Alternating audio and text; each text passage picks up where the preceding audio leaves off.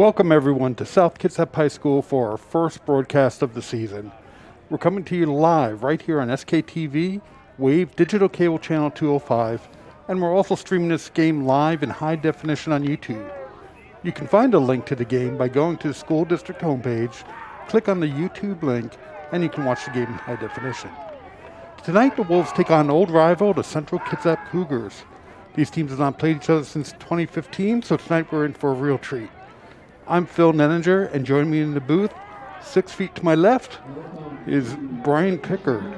Brian, this is kind of the first time I've ever sat in a high school game in February, and it is a unique experience. And thank you, Phil, for the introduction and things. I'm excited to be here.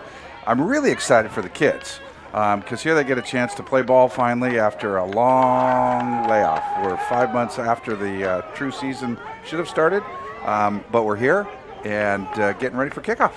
This is awesome. South Kitsap is lining up to kick off the ball, and Central Kitsap will receive. So just a great night to be out here. I mean, it's February. It's cool, but not freezing cold. And we don't have any snow or precipitation in the night, and you can't ask for a better night for February. Normally we'd say it's a great fall night for football, but how about a great winter night for football? There you go. Full moon above. Hopefully that bears well for the Wolves.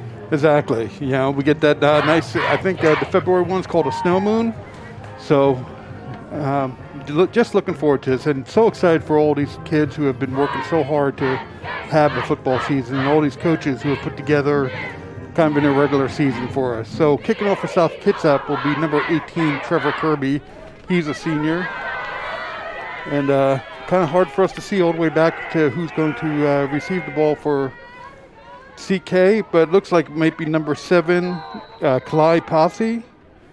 He's class of 2022. It's a squib kick. Squib kick. And CK falls on it at the 35-yard line. So interesting way to start the game for South Kitsap, but we have a nice shortened season here. South Kitsap did some real good things the last season we had. They won a couple of games, which they hadn't done in a couple years, and looking forward to seeing if Coach Erickson can build on that. Yeah, I think he can, and I've heard just a lot of kids and excitement. Being a retired educator from the district, I know quite a few of these kids, and or at least some of them, and sounds like a lot bigger turnout. We got 3 teams that are competing in the rearranged Olympic League, and getting a lot of kids an opportunity to play, not only turn out, but to play with the 3 teams. And that's fantastic with a shortened season.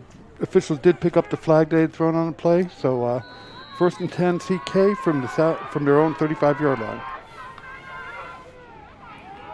First play is a handoff inside. Big gainer. That's 11 yards. Yeah, now we should tell the audience too. I always do this disclaimer. Phil, it's coming and all that. Phil and I are both parents of South Kitsap graduates. He's got 3 kids. I had 2 kids that went through the program, and we're volunteers for this. We enjoy it. We love football, and here comes the second play. It's a pass play. Pass play.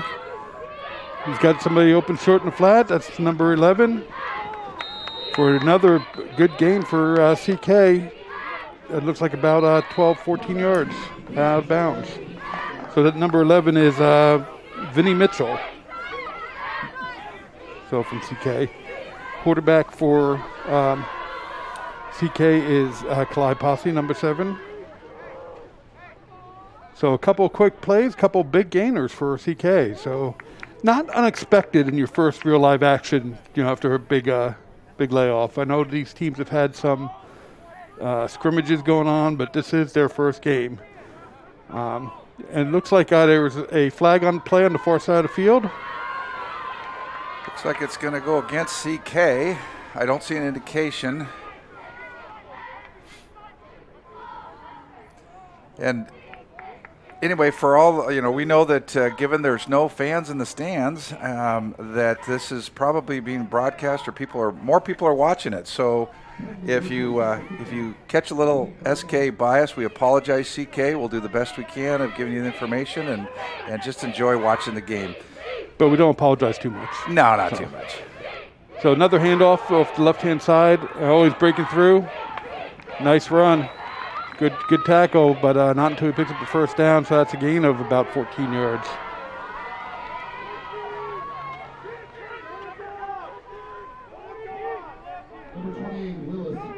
So by the way, because of COVID and everything, we have no spotters up here, so we're trying to catch the numbers as we can, hopefully get a little bit better as the game moves on. But we might be a little rusty, but yeah, that too. Maybe. That's just because we're old. So another handoff, and that's number 28. He busts through a couple tackles for 12 yards. So that's Joshua Willis again. That was a nice open field tackle by Devin Easley. He's a senior, number 22. This SK defense is going to have to tighten up, and Central Kitsap offense is rolling.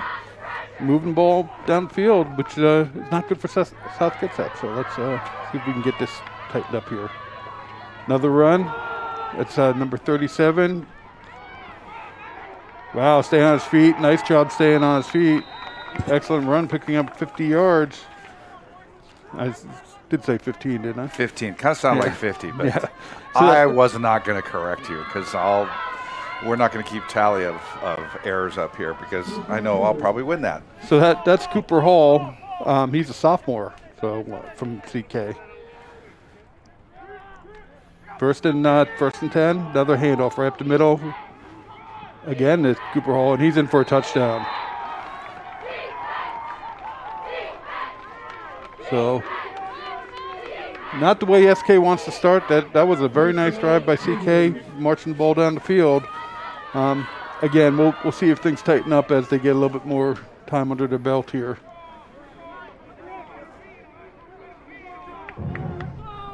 So, in for the extra point is they're going to go for one, obviously, because they're lined up for the kick. The holder is Matthew Willis. High snap, but he brings it down. And it's good. And that's number 14, Tyler Cannon, was the extra point. So 10 minutes left into the first quarter. We got CK 7 and South Kitsap 0. We'll have CK a chance to kick the ball. So I want to give a shout out to all these coaches right now who have kind of put together this season. South Kitsap is actually fielding 2 varsity teams in order to get all the kids some playing time in a shortened season. Plus, they have a third team. So, what a great job Coach Erickson's done just to get everybody playing time, which is what all these student athletes want. So, you're seeing our cheerleaders right now. First game I've ever been at, where literally the cheerleaders outnumber the fans in the stadium because there are no fans in the stadium. So, quite a few, but they're all spread out 6 feet or more. So that's the rules, and that's what they're doing. That's great because, again, they get the opportunity as well. Exactly. That's what I was going to say. They do a lot of practice and everything, so you want to, they certainly want to be out here participating too. So that's number 14 again, Tyler Canyon, kicking off for Central Kitsap. And South is not expecting a long leg because they're up on the 18-yard line to receive the kick. Low line drive. Nice return by South Kitsap. Up to about the 43, I think, Phil. Yeah, nice. Good. Excellent return. I think that was Ben Miller. He scooped that ball up, bounced off the turf, and then sometimes that's kind of hard to handle. But he just did a nice job of it. Looked like a shortstop out there and raring to go. Now, can you imagine if this was the old field before Kitsap Bank had replaced the fields and everything? Who knows where that ball would have gone? It wouldn't have gone. It would have stuck in the mud. It may have gone 3 yards, and that would have been about it. Yeah, that strategy probably would have been different. Well, Ryland Bain is the starting quarterback for the second year in a row for South. He's in shotgun. So that's a nice handoff, nice run up the middle for about 5 yards, and that's Ben Miller taking that ball up the middle off the right side. We have an injured South Kitsap player. That's number 55. That's Jeffrey Batt. Hopefully it's just a little bit of a stinger or something on a pull, and they'll work it out, and he'll get back out there because they don't want to be doing all this and then getting hurt and missing playing time. No, he looks like he's walking it off, so I don't know if he got kicked in the leg. Or, Trainer's over there talking, working with him, so I think he's going to be okay. So 2nd down 5. Another handoff up the middle, this time to the halfback. And a good push by the line. Brings the ball for about 9 yards. So 1st down South Kitsap at the 43-yard line of CK. And that was number 23, which is Ben Miller. No, Ben was blocking that time, so I think I called him. Excellent job by the line. They just kept driving and pushing them back, and not to take anything away from the run, but the line got him that one. Yeah, so I think that was Devin Easley, number 22, for those 9 yards. So great job. He kept his legs turned too, and again, South has 1st down in CK territory. This is Ben Miller, fullback, taking it again, and he'll gain about 3 yards.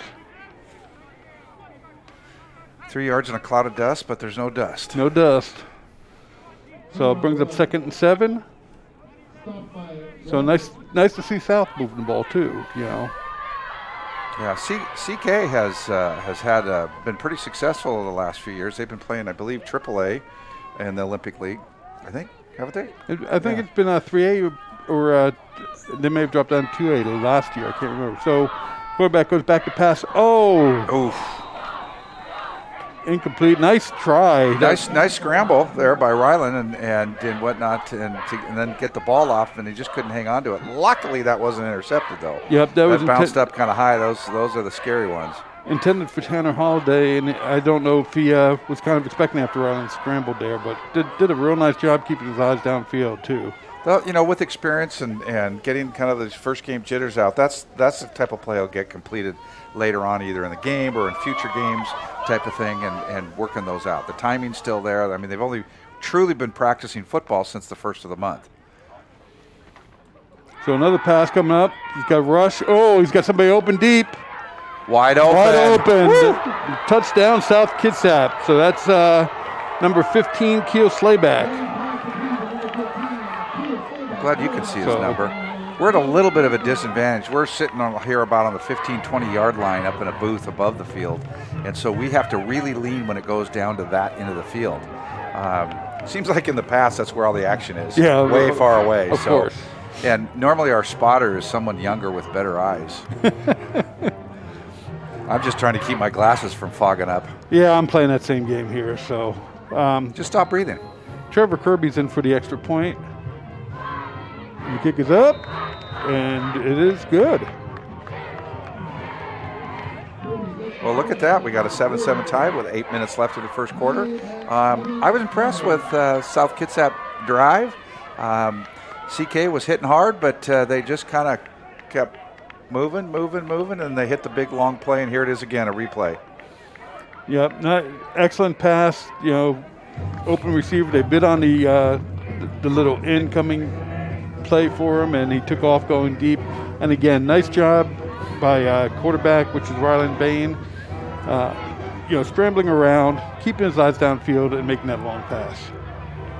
Yeah, he did a nice job. He kind of stepped. I thought he was going to get hit and sacked, and he kind of Russell Wilsoned it and was able to move it. So one of the things, Phil, that Video Production is doing this year is they've requested the players to provide some information.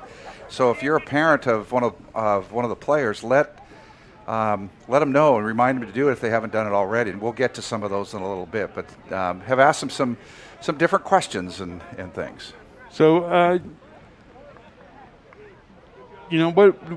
what players do we have some info on, Brian? Well, we got a little bit of time here. Looks like we're waiting.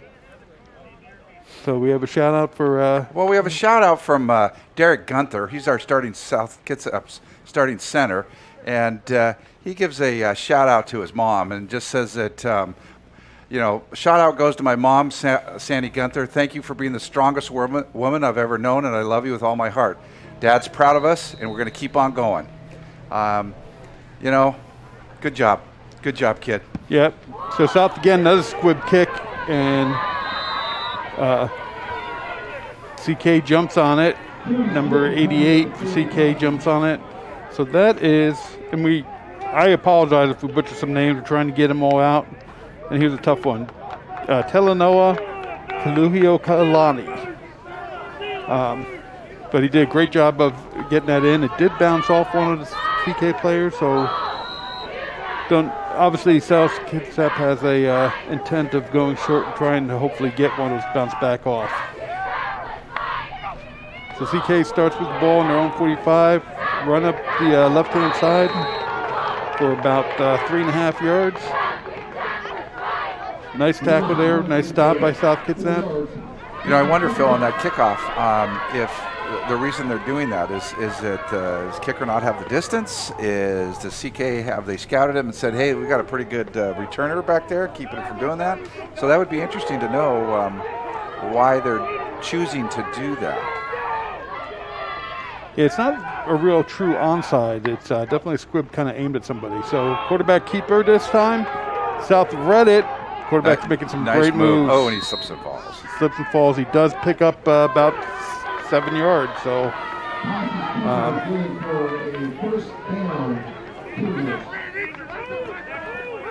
so it'll be looks like it'll be 1st and 10.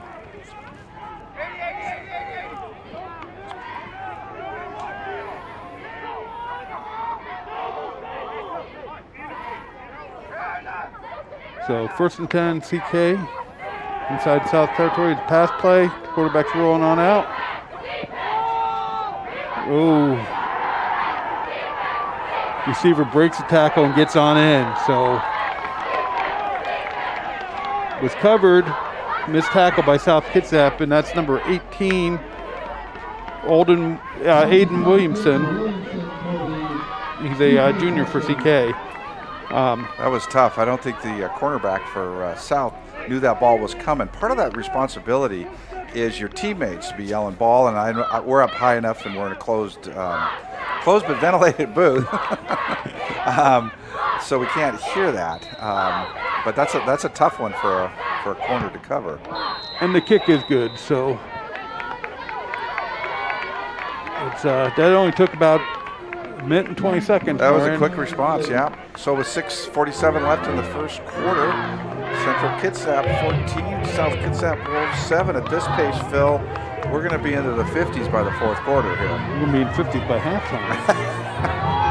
But definitely not defensive struggle yet. But, a lot of times on these early games, it does take the defenses some time, to get those jitters knocked out and, work things out. And that's why we're seeing some long plays. So hopefully both teams will settle down. I'd like to see SK settle down first. So we have a shout out now to Central Kitsap band. They can't be here obviously, but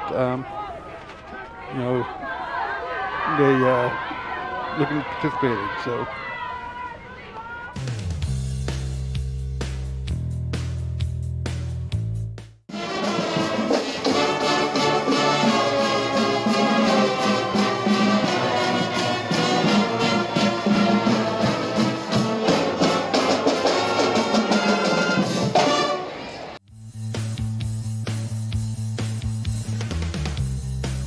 Some of these shout-outs. Definitely not a shutout tonight. And we're going to be seeing some of those, and we're going to re-kick this ball. I don't think they didn't wait. Ready. Yeah. But so they've got several. We'll be showing some tonight, or they'll be showing it. We just talk about it. So no penalty. Kicker must just not have waited for the ref to give them the go ahead. Actually, they're calling offsides on CK. So, oh, they are. Yep. There's a kind of a late flag. I think it's sitting there on a yellow line, so you can't really see it. So instead of 40, there's one over there by the 40. They'll be kicking off from the 35-yard line. Gotcha. So. Okay. See, let's not keep a score, but is that 1 or 2 for me? Let's not keep score. So Ben Miller is back to return for South Kitsap again. And he's going to get it on the fly at the 18. Again, nice return up to the 34-yard line where South Kitsap will take over with the ball. So funny, we're seeing short kicks on both teams here. And there's a replay of Ben taking the ball up. So Phil, I was the video production. They obviously were being broadcast on YouTube, but they get some data. They can't get real specific on who and all that kind of thing. But there's 7 or 8 different countries that are having viewership. So people around the world are literally tuning in and watching that. That's not scary to me at all, Phil. I think it's your melodious voice there, Brian. I think I need to leave. So South takes over, first down. It's going to be a run for no gain. Ben Miller does a good job of keeping his legs moving just to get back to the line of scrimmage. That's it. So the production crew has been working, feverishly here trying to get all these events covered. They're covering JV and varsity matches. They're covering swim, dive team, ladies soccer, volleyball, and of course they're doing football. So yeah, and some of the matches they're only able to do single camera events, which is basically one camera set up and it's broadcast, but they don't have announcers or whatever. But at least parents and families and friends and students and staff can be watching that. Yeah, and that's fantastic in these times of COVID. So here's a quick pass out to number 15, and he's taking it, and he may be gone. So he's down to 20, 15. About 15. Sorry, guys, we were watching play. So that's, again, 15 is Keel Slayback, who had the touchdown earlier. Nice little quick out to the left-hand side, and he makes a couple people miss, and off for the races, takes it all the way down to CK 15. So we'll be 1st and 10 for South Kitsap. That was a nice run. He just blasted through the line and off to the races. Yeah, he obviously has some wheels on him, so,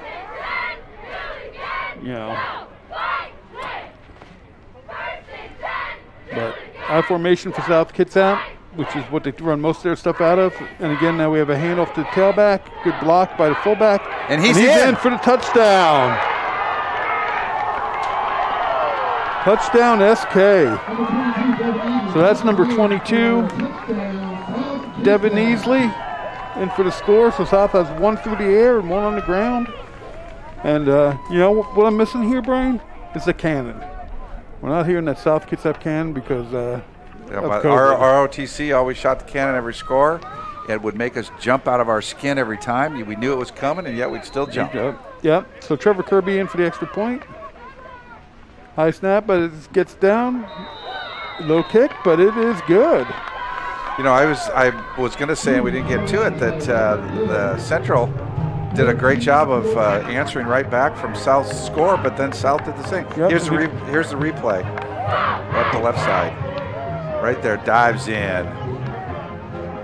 He's excited, kid. Great job, great blocking on the play down line. You can really see that on these replays. So, it's again to give my shout out. That line is anchored by number 56, Derek Gunther. He's the starting center, and had that nice tribute to his mom.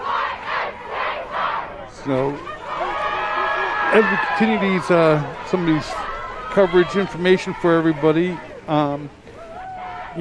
this with COVID going on, and of course nobody in the stands, and parents and students who can't come to things and watch and support the kids. We do have upcoming broadcasts. We have one on March 3rd for swim. It's a swim and dive virtual meet. 3-6 will be volleyball versus North Mason. And again, they're going to do the JV and varsity. These are all home matches, games, meets. So, and 3-6 we also have soccer versus North Mason. And again, at home, JV varsity. So, it's just some of the things we have coming up in the next week or so. Deeper kick for South Kitsap. Picked up about the 18. Good coverage. Number 22, Devin Easley again. He keeps calling his name out. There is a nice flag tackle on the play. But that's that was returned by number 11, Vinny Mitchell for CK. And we'll see what this flag is.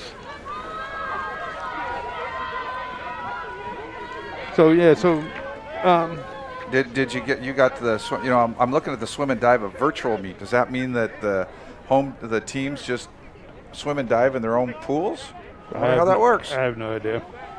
Yes, they do. Yes, they do. We're hearing that is what they do. So they stay at their home pools, and that's cool. So, and then on the 12th will be the next home varsity football game versus Bremerton. It's been a while since South and Bremerton have played. Way back in the day, that was quite the rivalry. And then the following day is a football doubleheader versus North Kitsap. I'm assuming that's not going to be the SK Black team, but will be either the maroon or gray. So the holding call brings that ball back to the 24-yard line. So if CK defense can step up and make some stops, they'll should have some good positioning. So here we go with an end around to the right, CK's right, for a gain of looks like about 9 yards. And that was, again, number 11, Vinny Mitchell. Something I've noticed, Phil, with the SK defense is that they're coming on. They're very aggressive, but the CK backs are making nice moves and cuts, and so the tackles are missed. They're starting to shore that up and starting to make those tackles. So they're making an adjustment, which is good for the SK defense. Right. CK in a pistol formation. Here's another run coming at him right at South Kitsap, just up left-hand side. And that'll gain about 7 yards, bring up second down at their CK 40.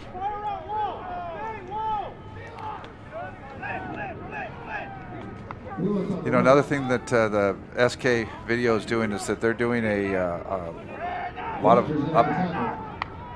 upcoming events, not just sports, but some of the theater and plays and concerts and things. So be watching for that. And another kind of end around coming. It's to number 5. That's Jason Almonte. Gets just enough for a first down.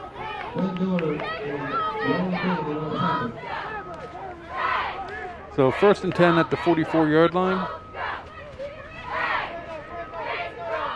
So that's the thing, Brian, we were talking about, some of these missed tackles and good moves, and hopefully there's something to come on down. So going the other way. It's the same play, opposite direction. So that's the number 2, JoJo Johnson. Just bring these wide receivers around for wide receiver sweeps. Lots of blockers out there. And that brings up second down and 2 yards to go. So it's definitely effective. SK kind of needs to be a little bit more aggressive, but at the same time, watch out for a fake on that and somebody going deep with a pass. So here's an inside handoff to number 28, Joshua Willis. And that is going to be enough for a CK first down at the 42-yard line of South Kitsap. CK running a no-huddle offense here, pistol formation. A lot of runs out of this formation. They were lining up now with receivers on both sides, 2 receivers on each side. And again, man in motion. Coming around to the left-hand side. South doing a better job, still giving up 4 yards on that play, but they need someone. With the defense, I don't know if it's a D end or a linebacker that needs to force that in to where he's got help from his teammates, and it's easier said than done. Yeah. And they've got some real tall, fast, athletic receivers and runners. CK does. Here we go, handoff up the middle again. Nice blocking by CK's line, and that'll go up 5 yards. So that's just shy of 3rd and 1. First down, I think. Yep, and that was Joshua Willis, the tailback again, number 28. 3rd and 1.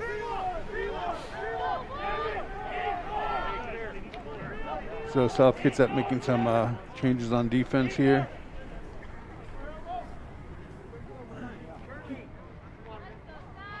So we got a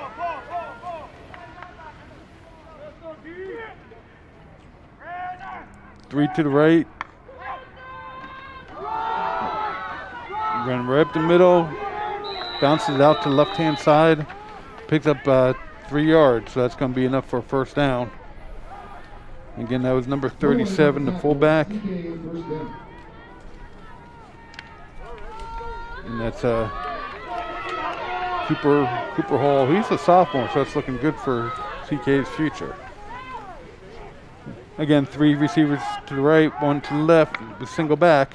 And then hand off to that back. Same play, basically. This time, a little more successful, going for 9 yards up to South Kitsap 20-yard line.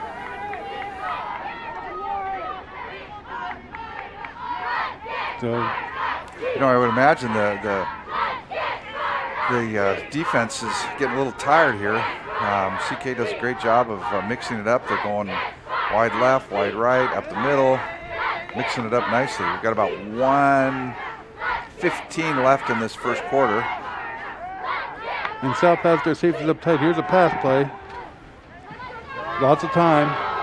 Picked by South Kitsap. He read that one and jumped that route. Nicely done. That's number 17. Jacob Nelson, defensive back, with the pick. So that's exactly what South Kitsap needed right there. I know in coaching a lot of basketball, we talk about telegraphing a pass. Well, that was telegraphed. He saw that, he read that, and he just stepped up there very nicely. I think there's a flag on the play. Phil, I'm not sure what.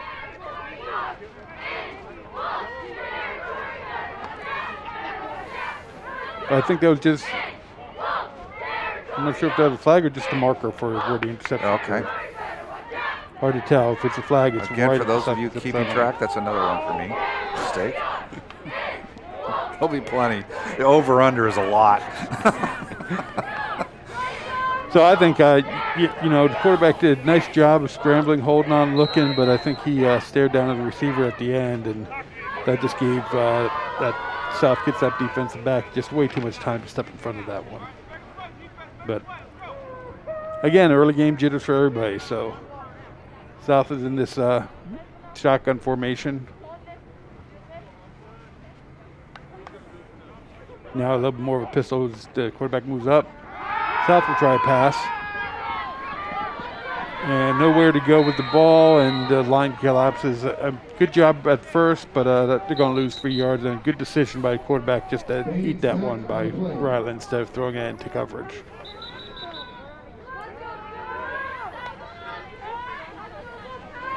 So they'll bring up second.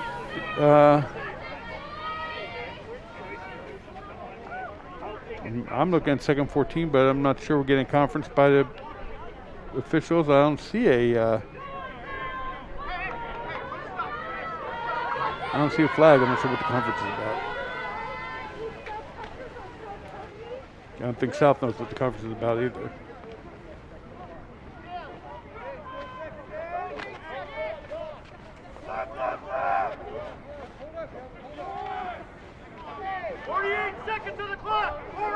They're trying to get the clock reset to 48 seconds. So yeah, no, like I said, didn't see any penalties or anything out there. So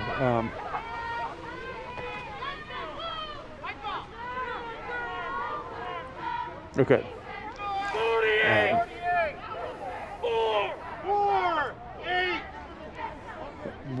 I'm going to do another quick shout out while we're. Oh, here we go. I'll save it. So second and 14 for South Kitsap. Yep. Now we get a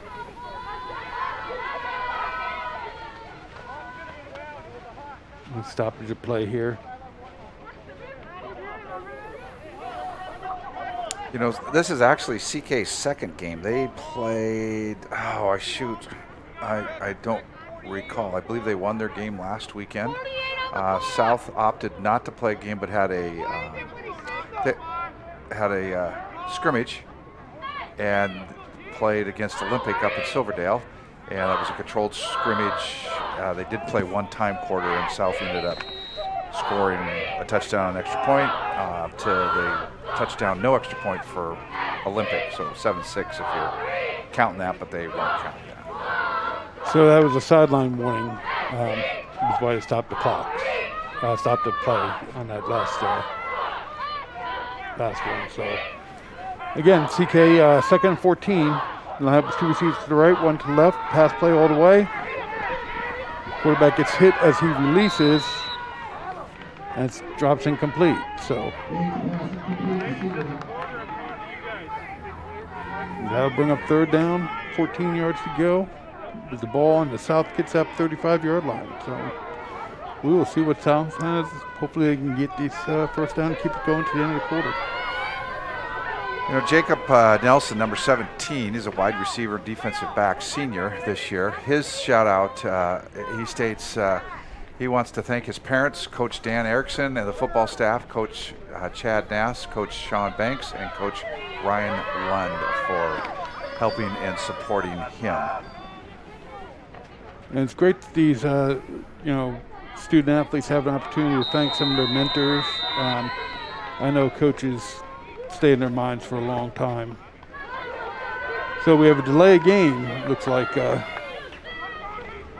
penalty against South, and that's going to move the ball back 5 yards. You know, I'm a little nervous to say this, but really there's only been a couple of flags, and considering it's, first real game for these kids in over a year, I think they're doing pretty well. Doing good. That's one that the coach kind of drives you nuts a little bit, but I don't know what we're going to do here on 3rd and 19. It looks like we're going to try a quick out, little screen to wide receiver. And he's going to pick up about 16. Now they're going to mark him out a little bit further back. So they mark him out of bounds at the 43-yard line. So, nice pickup. Pick up about 12 yards. And South is not bringing in the punt team on 4th down. So the ball's at the South Kitsap 42-yard line. And looks like South's going to go for it. 4th and 7. Again, don't know what South Kitsap's punt team looks like and what they got. And, they could put Ryland back there and have him do a quick kick. Don't want to give that away if that's what they're doing. I'll get in trouble. Well, South Kitsap just got, looks like another delay of game penalty. That's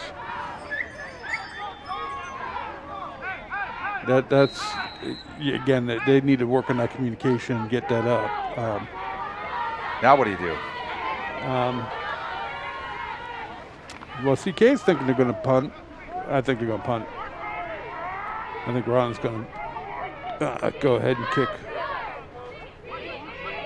I don't think he's fooling anybody because he's their punter. Punt formation. Off it goes. Decent kick. Nice high kick. Didn't go real far. Went, unfortunately, bounced sideways, and CK will take over at their own 43-yard line with about 12 seconds left in the first quarter. So, South gets up there. Nice job getting the interception, making a defensive stop, and then CK comes right back and makes their first defensive stop. So, yeah, this last couple of minutes of this first quarter is really dragged on here.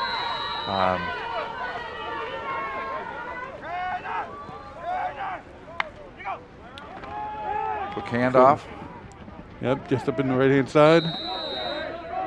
Nice tackle by Braden Segerman. He's a starting big man for the basketball team, and he looks like a man among boys out there. He's a big boy. He's big. We don't have stats. We don't have height, weight, or anything like that on the kids for this game. But he's also a wide receiver. So that's a pickup of 6 yards. And it's second down, and I'm not sure why the clock has stopped. It shouldn't have, unless somebody called timeout. Nope, that's going to be the end of the first quarter. Yeah, I think it got stopped by mistake, and so they're running it. Right down. Okay. End of the first quarter, and it's a tie ball game, 14-all. Big fireworks those first two possessions for each team. They scored, and now all of a sudden they're getting back into a little more defensive mindset. Again, it takes a little bit of time, I think, for defenses to settle down where the offense knows what's coming. Defense has to react and adjust, and that can take a little bit of time as the season gets over, so it gets going. So we do have, we are able tonight to have some student broadcasting team members, and shout out to Emily Williams and Peyton Bird, who are both here running the cameras. And that's how you guys are all getting these pictures. Without them, we wouldn't be doing it. So we might have one still camera.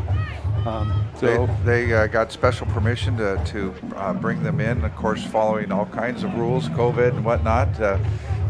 Phil and I, along with everybody else that's here, that's working the game in some fashion or whatever, we all had temperature checks and, pretty clear direction, expectation of, having the social distancing and all that. So it's a good thing because we can bring you this game since parents and fans can't be in the stands to watch it, that at least you can watch here and put up with the two of us.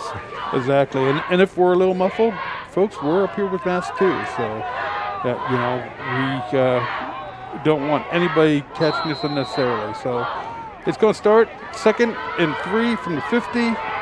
Little handoff and run up the right-hand side, and that's going to be enough for a first down. That's down to the South Kitsap 40, I'd say 42, 43-yard line.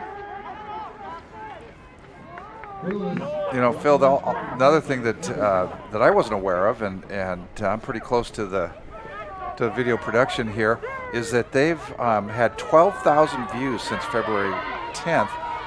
They've covered 19 games or matches or whatever. This is the 20th broadcast since things started the first part of February. And there's a handoff up the left-hand side, and for 6 yards. And that's, when you think about that, folks, this is a lot of volunteers get involved, a lot of students getting involved, and we have.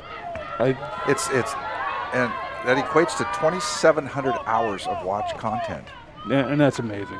That's just a great effort on the school district's part to support that too. So CK's lined up. They've got man motion coming on through, handoff up the middle, making some good move, but not going anywhere. Did a lot of dancing back there, but got a yard, which was pretty good. Did a good job of standing upright for a while, but that's going to bring up 3rd down, 3rd and 3. And we have viewers from all, like Brian was saying, 7 foreign countries, all throughout the U.S. I know personally we have viewers in Florida because my son's there, South Kitsap alumnus who enjoys watching the game. So shout out to all you folks. We appreciate pass play. Nice throw, nice completion. Forward progress, so I think it's going to give him the first down. All over. I'm looking at the different, of course, Washington, viewers from Washington dominates it. But there are, Washington, California, Virginia, Texas, North Carolina, Arizona, Hawaii, Idaho, Missouri, Florida, Pennsylvania, New Hampshire, and Tennessee. That's a lot of those states, yeah. I hope we're not losing the viewers with our. So that was a gain of 7, and we have again trip receivers to the left-hand side. Looks like a short back in the middle, and it's going to go to that back. They're running right down South Kitsap's middle. They kind of really need to look at doing something to stop that, because that's just too easy. That's 7 yards on first down, run straight through the middle, and that's Cooper Hall again. So, nice big sophomore.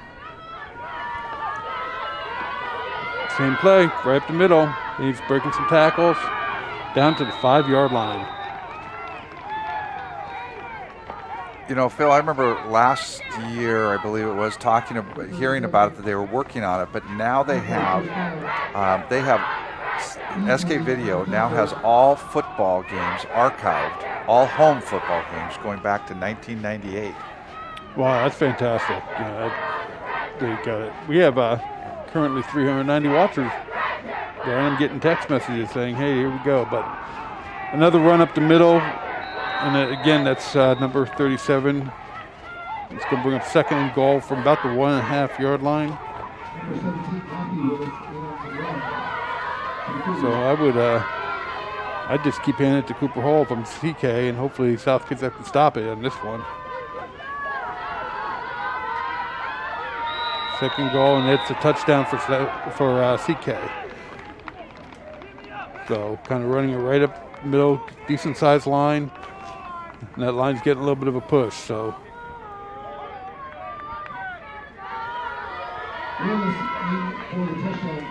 that brings it to 20-14 for CK.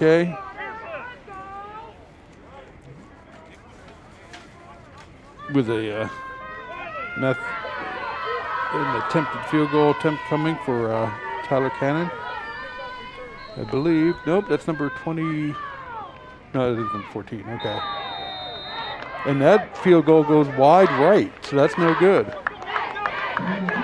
So with 8:53 left to go in the first half, it's 20-14, and that's a break for South Kitsap. If they can get the ball, come on down and score. In a close ball game, those missed extra points and opportunities there come back to bite you. So hopefully, see there, I'm biased. I shouldn't say that, right? But I'll complete the thought. Hopefully South Kitsap can take advantage of it. If you're a CK fan, I apologize. Okay, we're going to have another South Kitsap shout out.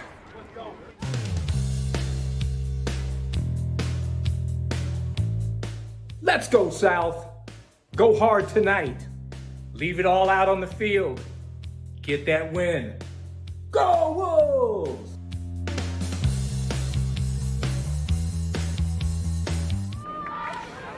So hopefully South Kitsap can take advantage of that.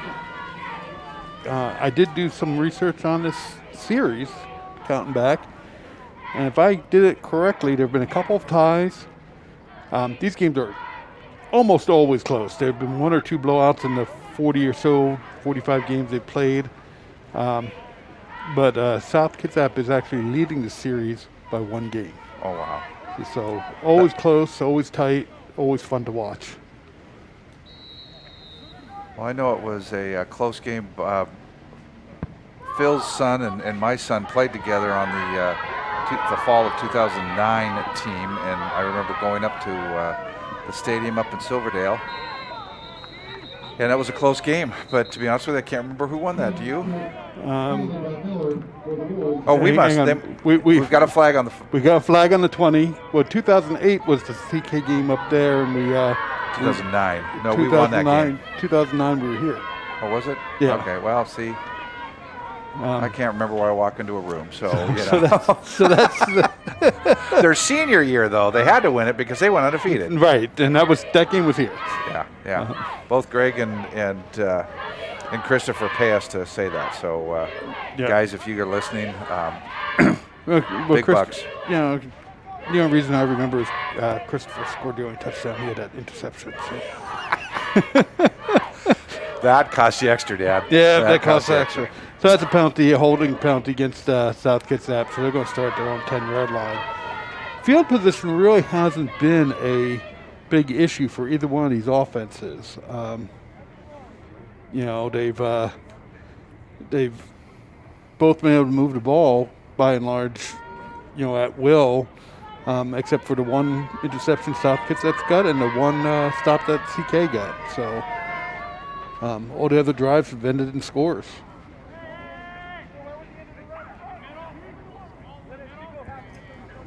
So we just got word that someone from Oklahoma is saying hi to us. So love to know who that is, but go Wolves in Oklahoma. Of course, it could be saying hello from the Cougar side too, so you never know. Okay. So South will start with the ball on their own 10-yard line, 1st and 10. Regardless, we have a shout out, hello from Oklahoma, whoever. Plenty of time on the scoreboard. So none of that is an issue. And looks like they're actually might be on their own 9.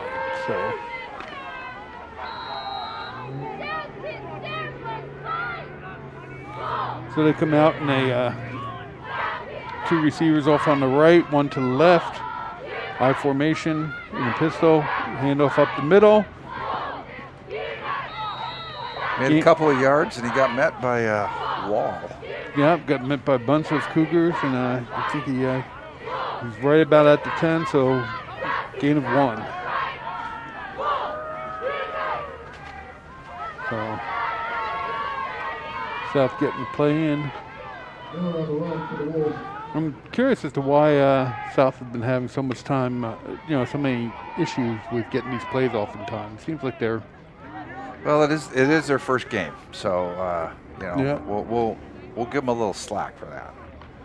So pass play coming up. Nice He's ball. open, nice ball, nice pass, complete to the 20-yard line. That's complete to number 8.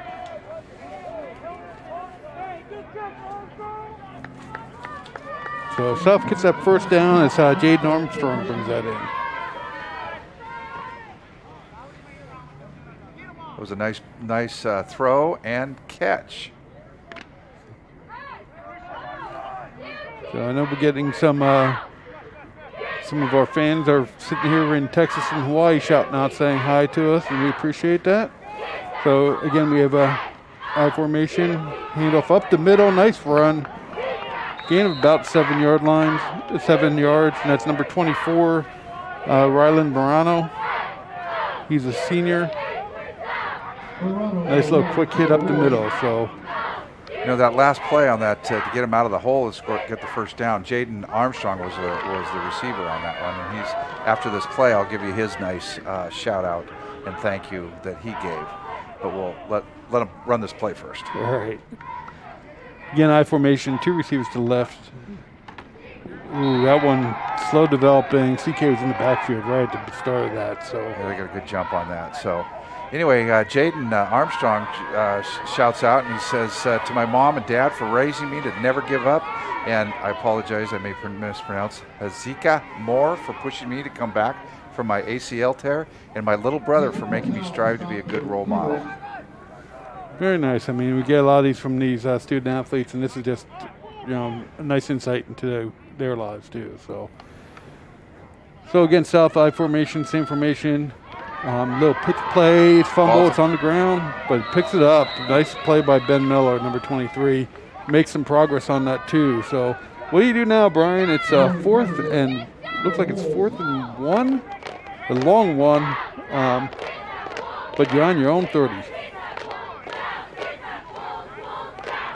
I think you got to punt this away, but they may not. They don't look like they're going to do that. So, the nice thing about having your quarterback be your punter. yeah, there's a little bit of just fake them out. Yep. Fake them out. Well, they only got 7 seconds to get this play off. So once again, they're running the clock down. He's back a little bit deep. This could be a quick kick. And again, it's a delay game. No, it's a timeout. They got a timeout. Yeah, okay. well, I'm glad they were on top of that one. So we have a 60-second timeout going on here, and South Kitsap is trailing CK 20-14, but plenty of time left. It's this is an interesting call. It looked to me like they were going to put Ryland back and have him, kind of in between distance there and have him punt, is what I was kind of expecting. But you know what? Does the field position really matter? Or do you just go ahead and go for it when I don't think they've stopped us on a run, on a quick hitting run for, less than a couple yards. So I would have kind of looked at maybe giving the ball to Ben Miller right up the gut, but it looks to me like they're going to punt. Yeah, I think if you're 10, 15 yards up a little further, I think you might think a little more.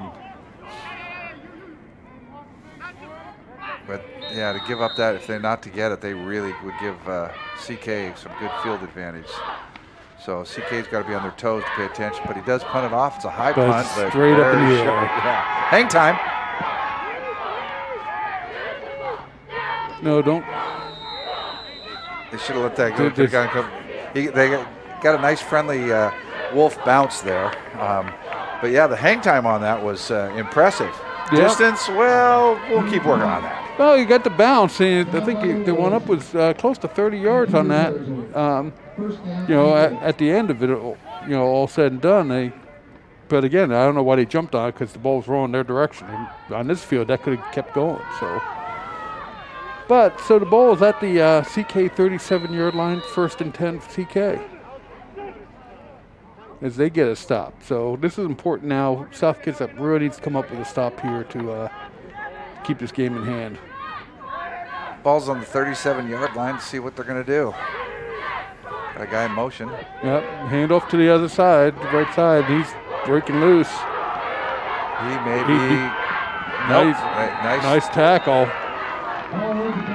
But that's a long run. That's 44 yards or so by number 37. Nice design play. They had that one receiver in motion coming out, and then they ran the ball where he came from. Yep. And he just ran right up the sideline. It was a nice play by CK, and I didn't get the number of the tackler, but he did a nice job, didn't quit, and tracked him down. Yeah, again, CK's get the ball 1st and goal, 1st and 10 at the 20. Another handoff to number 17. And they're just running just outside of South Kitsap. You see a flag on the play. I'm going to guess that's holding, but I don't know.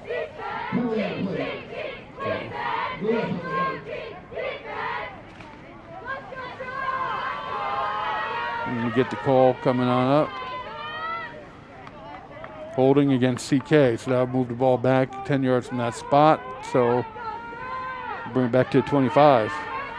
Make it 1st and 15-ish. Yeah, it gets a little blurry down there. Yeah, but again, they're at the end of the field where it's very difficult for us to see. I think we could put in on, like you see in the Olympics, and they slide, the cameras and stuff. Well, maybe they could slide. Not the cameras. I know we're not the cameras, but if they put us on a little slide on the roof up here, yeah, they probably will go for that. So.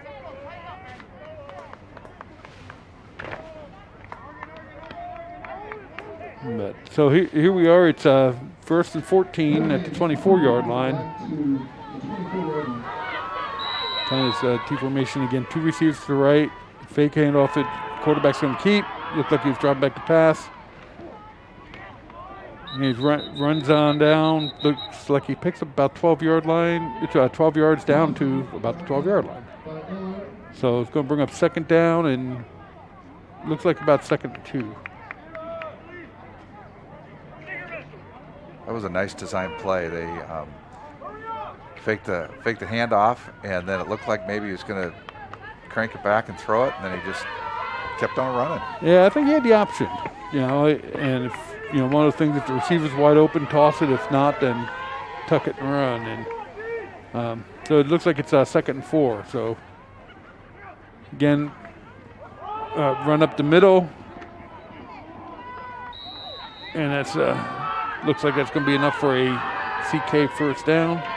And it looks like that might be number 11, Vinny Mitchell. Again, hard for us to see from this. There's some hard hitting going on in the trenches and things, and then all of a sudden a back will pop out and run. But the kids are playing hard, and hopefully they're having a great time out there. 3 receivers on the left-hand side, run up. Ball's on the ground. Quarterback picks it up and runs it in. Wow. Heads-up play by number 7, Kalai Pasi. There is a flag down, though. Yep, we'll see what this flag is.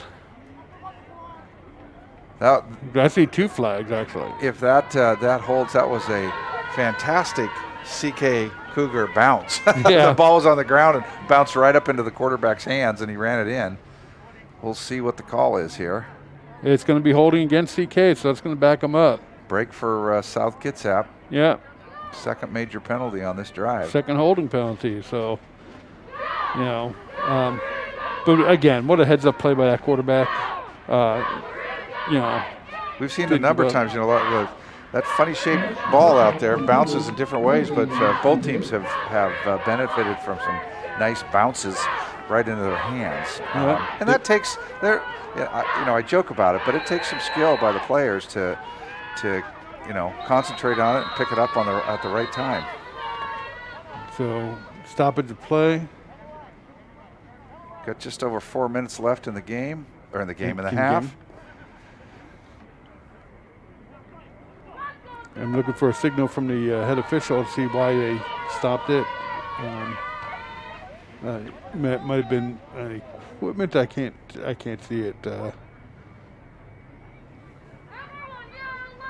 So there's 24 seconds left on the play clock, so that wasn't the issue. Okay, they're starting back up, so they have first and goal from the 12-yard line. And quarterback keeper to the right-hand side. He's running all the way on this one.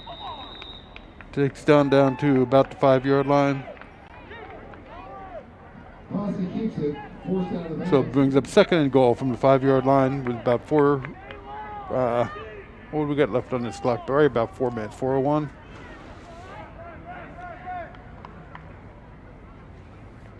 So let's see if South can hold them here. Second goal, it's inside handoff. Looks like the ball might have gone on the ground again, and the back just jumped on it. So loss of yardage brings up third and goal from about the 8. So I think we're getting a timeout here. Timeout's CK, so that'll be their first timeout.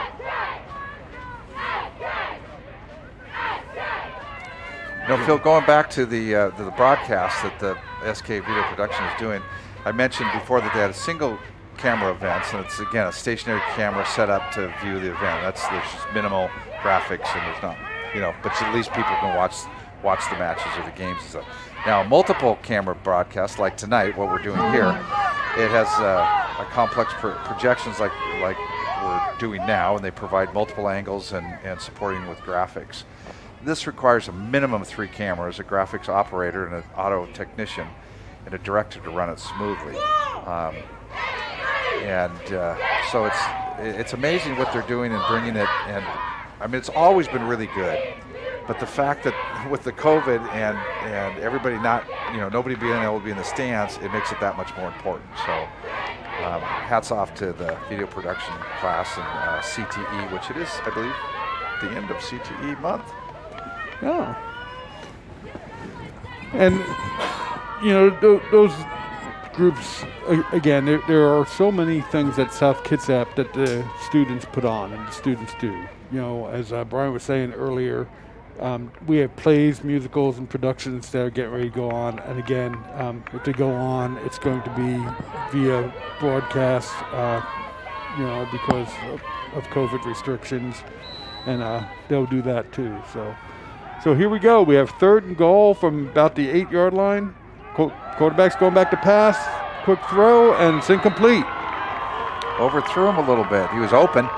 So that was intended for number 11, Vinny Mitchell. So this will bring up, I would assume they're going to go for it. Fourth and goal. Haven't really seen their place kicker have much distance on him. So I would guess, they're going to go for it, and they're lining up to go for it. So fourth and goal. This would be a great stop for South Kitsap defense. And it's a run. Right over the right side. Right over the right side. He goes in pretty much untouched. Nice blocking by the CK team, but CK line. That's Joshua Willis again, number 28. So he's in for the score, and that's going to bring up. Well, I don't think you give us the points, guys. So bring it 26 right now. I'm surprised they're not going for 2. Since they missed that last extra point, go for 2. Particularly with this game being close. Dropped the ball. Well, here you go. Doesn't get it. So there's 2 missed points. So that leaves the score at 26-14. So there's another break for South Kitsap. And plenty of time on this clock. Was 3:37 left in the half. for South to go down and get some points. So you just got to keep it together, go down. South will get the ball to start the second half. So, there's no reason to panic. Just play your game and go down and get some points on the board. I have to say, I think we said it earlier in the broadcast still, Brian, but we have a beautiful night out here to watch the game. And if you think about where we were a week or so ago. I was shoveling snow. Yeah. This is really lucked out for a February night in the Pacific Northwest. So, very, very, very much fall-like. I mean, if we didn't know, this could be a September, October game here. Especially in the booth where it's nice and warm. Yeah. So. Now, if we could just get, some food service up here. Well, I thought that's a couple of sodas and a couple of hot dogs would go good right now, Phil. We used to get paid in steaks, and now they're paying us in tacos. So I'm not sure what's going on. Steaks? You got steak? I never got steak. First year. I never got steak. Oh, well, you got to be consistent. I guess so. So here's the kick. CK's kicking off. Another squib. Ben Miller picks it up. Fields it nicely. Makes a nice cut. And brings up to the Southwell Great Field starting position at their own 36-yard line. And plenty of time left to score. So one of those things where you almost don't want to score too quick, but you want to get the points no matter how. But what we're looking at is really fairly evenly matched teams. Balls bouncing one way or the other has led to some scores, and both offenses have been productive, and both defenses are really struggling a little bit. And CK's actually kind of put together the last couple of drives that South Kitsap has had. But again, let's see if South can put one together. I formation, run up the middle, fullback. Not much there, Phil. No. I think CK's last couple times that hasn't done much. Gain of about a yard, and fairly, really for something that's a quick hitter, it's a little slower, slow developing play. So I think that we need to get that off faster. So, South would be snapping the ball right now. The Cougars had too many on the field, but there they go. There's the flag. 6, 7, 8, 9, 10, 11, 12. 12. I think the game is played with 11, Phil, and maybe that's why CK's ahead right now. They got 12 players out there. So the one looked like he was running off the field and then stopped. And I was like, South needs to snap because yeah, 5 yards. And you hate to be that poor kid that comes running off that supposedly wasn't there, but you don't know that it was him. And it's just in there shifting around. He doesn't get told, but he looks like the heel for the penalty because he's riding off to the side. That's a hard run off to the side there. Yeah, and whoever's coming in is probably supposed to be telling him to come out too. So another quick handoff up the middle.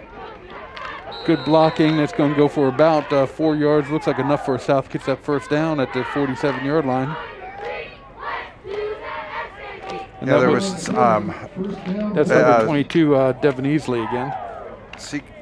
CK Cougar shot a gap there and came in almost untouched, but I think he thought the quarterback kept the ball because he went after the quarterback and the guy with the ball went running right past him. So, getting through is great, but you have to keep your head up and know where that ball is. So that's for sure. But again, same formation. South doesn't change much. Rollins going to roll it out to the left, and he gets hit hard at the in the backfield at about the 44-yard line. He didn't have much time. I don't know if that was just a called run or we're setting up for a play action toss, but he didn't have time to do much. There was a whole group of Cougars after him. Yeah, so that's going to lose about 4 yards or 3 yards and bring up second and 13. So I think they need to run that one play again where the receiver was wide open. What do you think? I think CK needs to bite on the first move then, otherwise it doesn't work. So, so another pass play. Oh, fell down. Nice catch. Good job catching the ball, and that's our number 8, Jaden Armstrong. been a good role model for his younger brother. Yeah. Good job, Jaden. If nice pass, nice play. He just, unfortunately went to the ground, and otherwise he had a lot of room. So we need to look at that play again. So CK calls timeout, trying to save some time on the clock, I think. Hoping to get a stop here and have time to get their offense back on the field. We've got 3rd and 4. Is it time to guess that play? I'm not guessing the play. I think, the way these offenses have been moving the ball, the one thing I don't think I'd do if I'm South would be run straight up the middle. That hasn't, with fullback, that hasn't the last couple times worked too well, but just about anything else has worked for 3, 4, 5 yards. So a little slant that Jaden's caught a couple of times, and maybe somebody else too, that seemed to be pretty effective. It's a little play action. Ryland swings a little bit, and the guy's open across the middle. He would have had good 5-10 yards more had he not fallen down on that one, but he was concentrating on making the catch, which of course is the most important thing. Yep. And I agree. That seems to be open pretty much every time, which is something I'm sure the coach is going to be looking at. But your playbook's wide open here because honestly, in this position, you're probably going for it on 4th down as long as you don't lose yardage. So we'll see what South has coming up. Same formation. It's definitely a pass, little swing pass to the right, and he's wide open. And the running back takes the ball down to the 31-yard line. So nice call, nice play, and that is number 22, Devin Easley again. Devin that time, he caught that ball, little swing pass, nice little play, comes out to the flat out there. Ball delivered to him, and then he just runs. He doesn't try to make a move on that defensive player. He just went head straight right into him. Tough play. Nice job. Yep. So South has the ball in 32. He definitely went right straight. Little handoff right up the middle. They're going to lose some yards. Going to lose 3 yards. Bring it back to 35. So the interior line of that Cougar defense is getting penetration right now. Yeah, I was just going to say the O-line for South Kitsap, they need to tighten up a little bit, get back to what they were doing earlier in the game. Only have about 45 seconds or so left in the half. So here we come with pass play to South, going deep. He's open. And it's called a touchdown. Touchdown, South Kitsap. That's Keo Slayback again. Got a flag, unfortunately. That's in the backfield. So that's not a good sign. The backfield is usually holding. Could be holding, but could be. That was a nice. Regardless, that was a nice ball that he threw. Nice play. Catch. Yep, nice play, and it could be late hit on the quarterback. Yep, South is cheering down there and hopping up and down, and 2 coaches just do a touchdown's good. Good bump.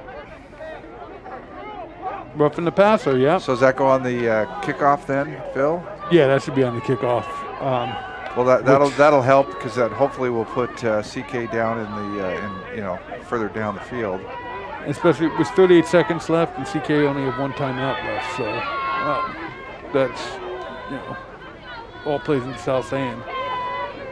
So it's 26-20 right now, and again, South Kitsap does get the ball coming out of halftime. So great execution, nice pass, nice ball, and a good concentration on the receiver to get it and get a foot in and get the touchdown. So there's the snap. It's low, but it is no good. So South gives one of those points back, and we'll leave the score at 26-20. And we got a replay coming up, I believe, of that watch how Ryland drops this ball in.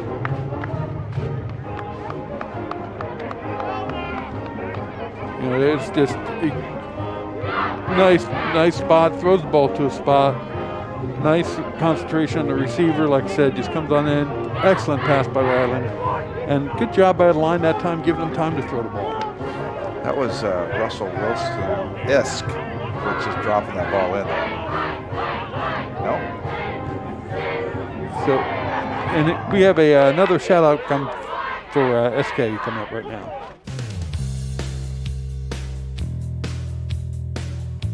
Bulls, go! Do your best. We are thankful to watch our grandkids and all rest.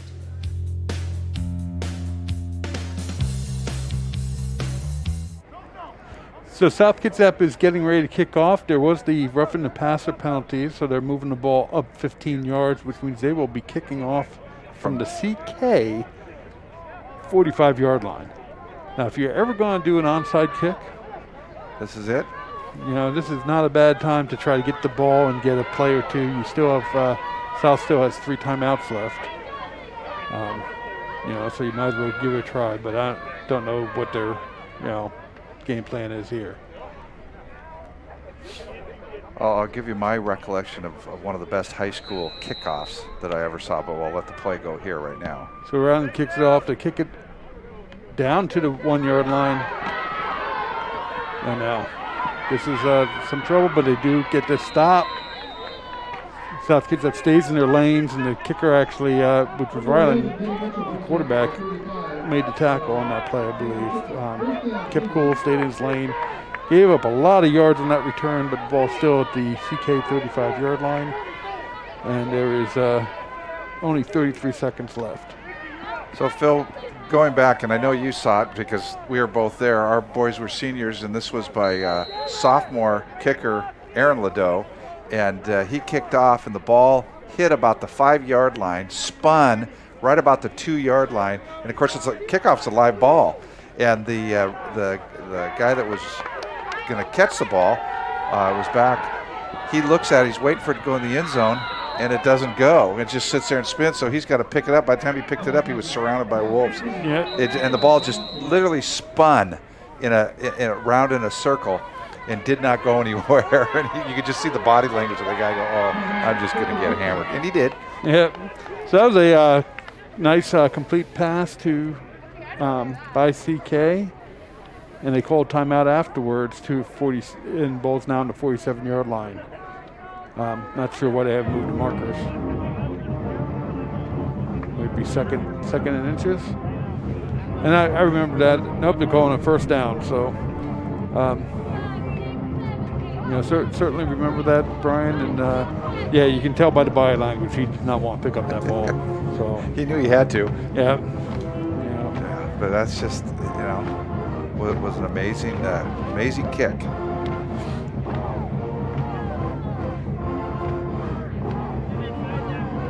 Well, again, you know, before broadcast, Phil and I were talking and about how long it's been since we've had this field here, and of course, Phil and I, we've been around South Kitsap for ever, probably both of us for over 30 years.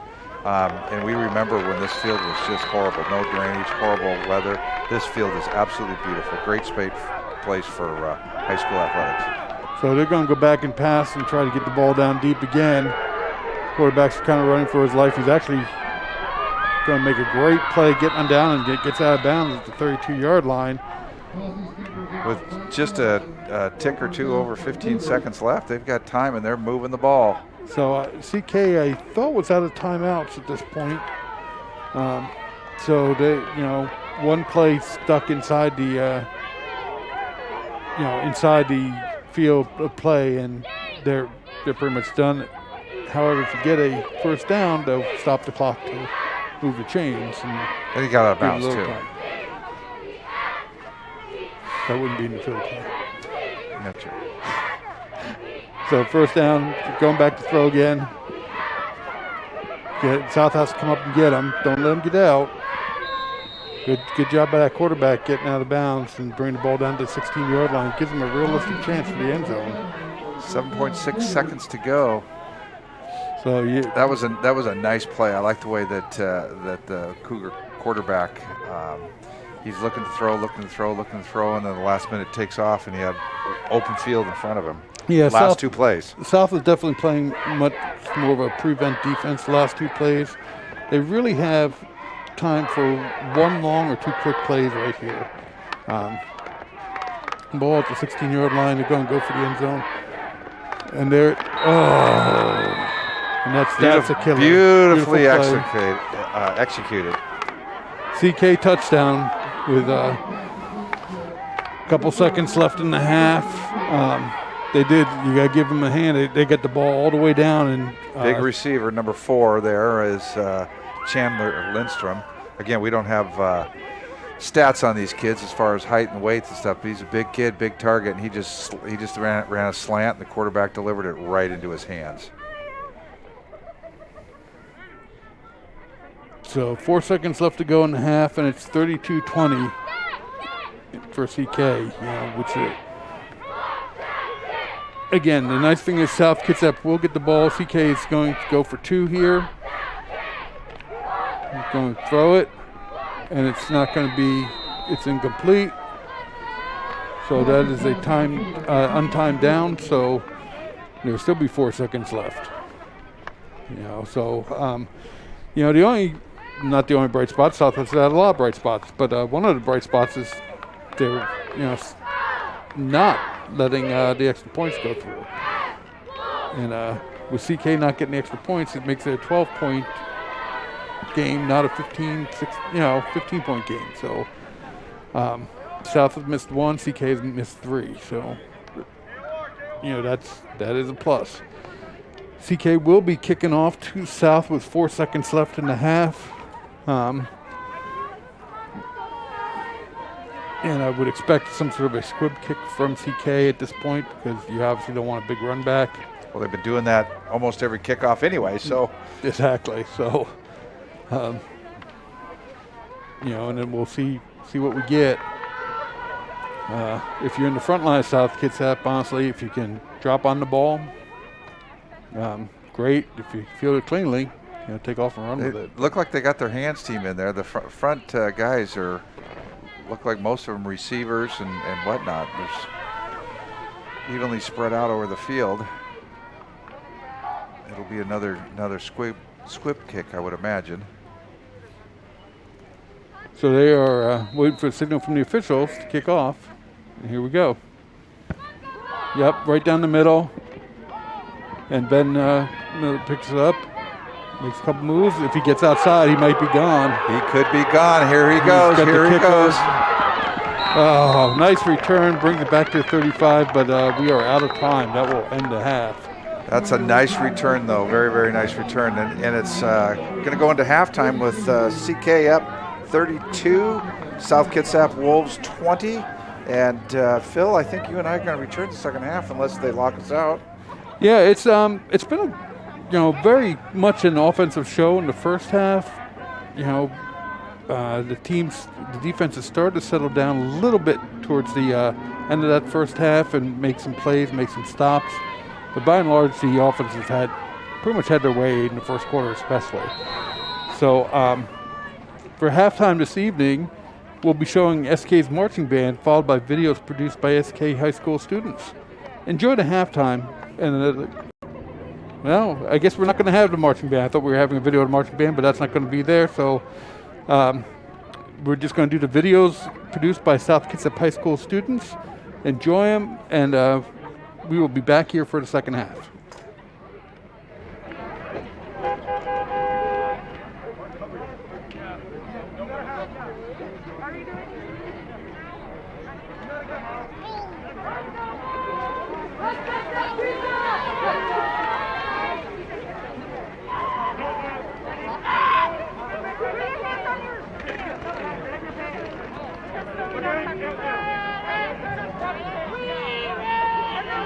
Last one, stop your feet. Ready? 5, 6, 7, 8.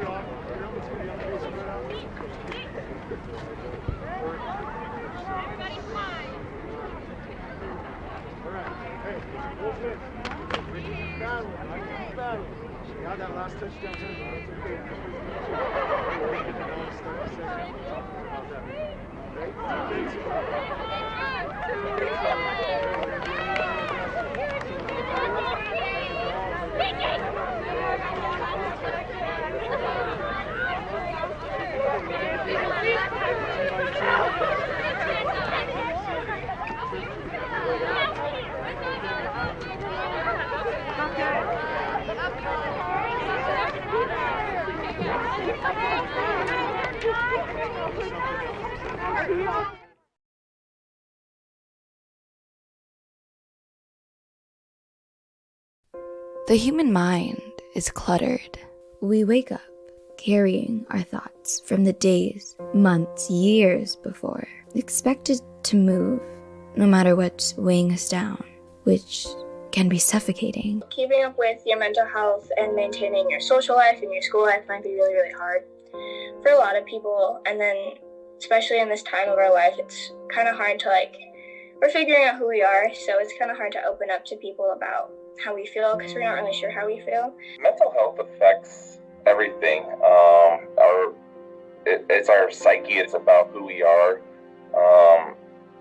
It determines how we handle stress, relate to others, our relationships we have, whether or not we're making healthy choices.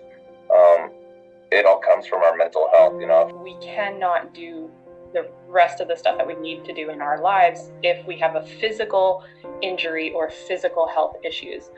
Mental health is exactly the same. While many can agree that mental health is a significant factor in one's life, that doesn't mean it's normalized to the point where everyone is willing to openly talk about it.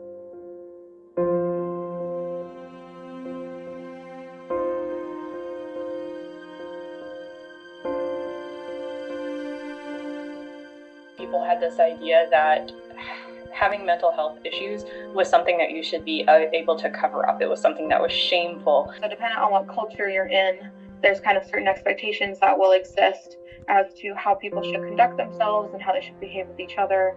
And I think that some of those expectations can really get in the way of being honest about your own health. With a constant stigma being held over our own troubles, many struggle with their mental health in ways people wouldn't think twice of. Relationships, your wife, your kids, your whatever, you feel more comfortable around them. And so when you're stressed and frustrated, unfortunately, they're the ones that kind of get the brunt of it. My ex-boyfriend now, he attempted suicide, and the whole situation in which he did was very, very, very hard.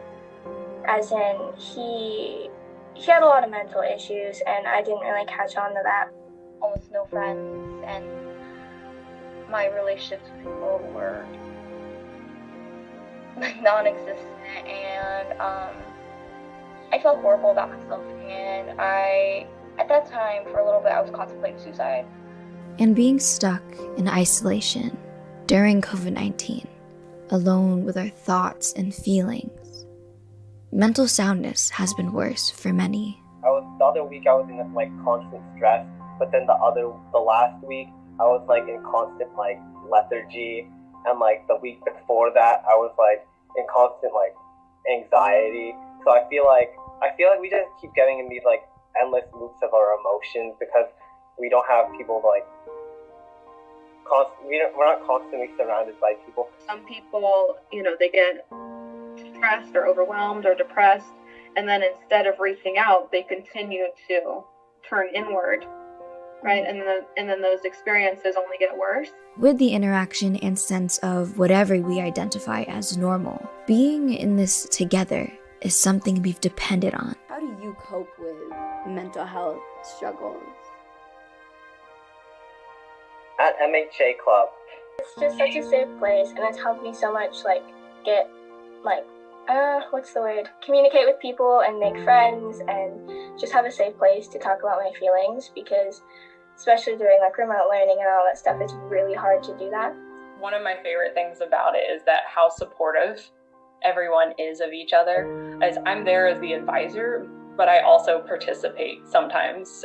You guys are really inclusive, whether it's of me or of each other. We have new people come in all the time, and everybody's been really, really open. I just joined, but even from that one meeting, it helped a lot. You may feel empty, yet overwhelmed, upset, lost, and everything in between. But we need to recognize that most of us do have these feelings. Which is why counselors exist, which is why teachers exist, which is why, all of these kind of supports that are embedded into how our society works exist, is because there's this idea that, it's really hard to do it on your own, and you shouldn't expect yourself to. And honestly, we need to give ourselves more credit, because we're all trying to make those cherishable memories in times we want to forget, find happiness in times we feel like we're drowning, and move on in our lives without the trauma and challenges holding us back. So talk about it. It's very likely many others want to listen.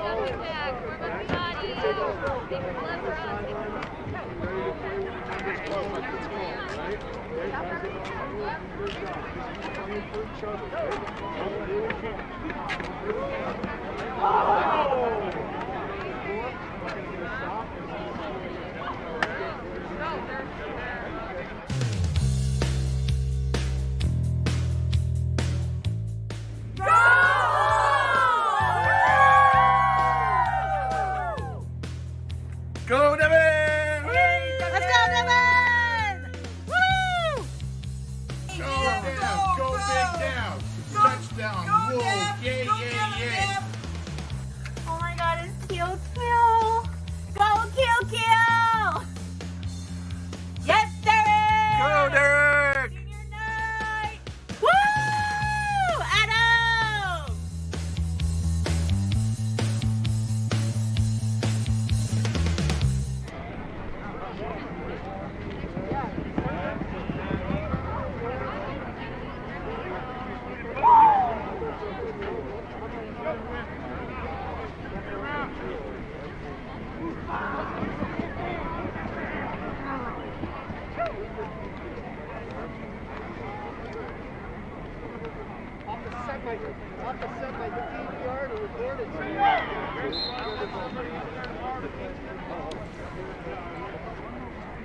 Welcome back, everyone. We're just about ready for the second half. I'm Philip Danger. I'm here with Brian Pickard, and we saw kind of an explosive first half. A lot of points scored by both teams.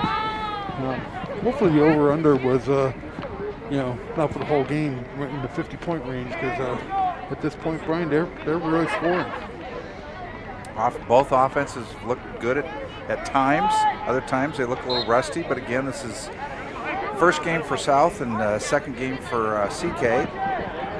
Penalties, there have been some, but not a lot. And so I think it's, they're playing a pretty clean game and they're playing hard and all that. It'll be interesting to see how both teams adjust. I thought the South Kitsap defense adjusted nicely in that first half. They were giving up big yardage every play. That first few series, but then they started tightening up and keeping them in, and CK has just done a nice job of mixing up both runs and the pass real well. Their quarterback is pretty savvy and runs the ball well. And the teams are warming up right now. Different from normal, the school's closed, so these teams both stayed out for halftime. So no, you don't get any chalkboard talks. You don't, get to do much at halftime, except for take and eat, and coaches can talk to you. But they were both out on the field due to COVID restrictions. So just another hiccup that you have due to the reality of where we are right now. But on the other hand, they're out there playing ball, which is a great thing to see. Yeah, that was when we went to halftime and we were off the air at that point. I turned to Phil and I said, "They're not going to the locker room. They're going over the corner." And kind of reminded me of Pee Wee back when you were coaching all those years, Phil. And he goes, "Well, COVID, they can't go in the building." I went, "Oh, of course," and forget about these things. And so there's all kinds of these little changes and fixes and adjustments that the coaches and the players and administration all have had to do to make this thing happen. And again, we've said it once, twice, and we'll keep saying it. Real hats off to all this, everyone, just everyone that's making this happen. Because bottom line, these kids are out here and they're getting the opportunity, which a few months ago didn't look like it. Yeah, I wouldn't have placed a whole lot of money on this happening, so it's good to see, and I do know that there's going to be the second session of sports will start up here in March. I'm not sure the exact dates, but I know that this current season 1, as they're calling it, has football, obviously, cross country, girls soccer, girls swim, dive, and volleyball. In season 2 sports, they're going to be starting, like I said, Sue, I think mid-March type of thing. It's going to be track and field, baseball, fast pitch, boys swim and dive, boys soccer, and boys tennis. And I know this video production crew is going to try to get as many of those events as they can. I think they're restricted on baseball because they can't get down to the field. They don't have the Wi-Fi technology, and probably the same is going to be true of boys tennis. They just can't get that far. But they'll do what they can do and get as many of these games and things out here as possible, which again is just a great effort by the faculty, the students who run this stuff. Just an awesome job. South Kitsap is going to receive the second half kickoff, and they're down 32-20. But again, showed good signs of movement, and it's a deep kick, which we haven't seen for the CK. Caught about the 10, bringing it out. Nice open field tackle by CK. About, what do you get out? About 25? About 25-yard line. So that's again Ben Miller for South Kitsap returning the ball. So nice, 15-yard return. South has some decent field position. And again, field position didn't look like it was a big issue for these offenses. So South will start, and hopefully can move the ball and get a score.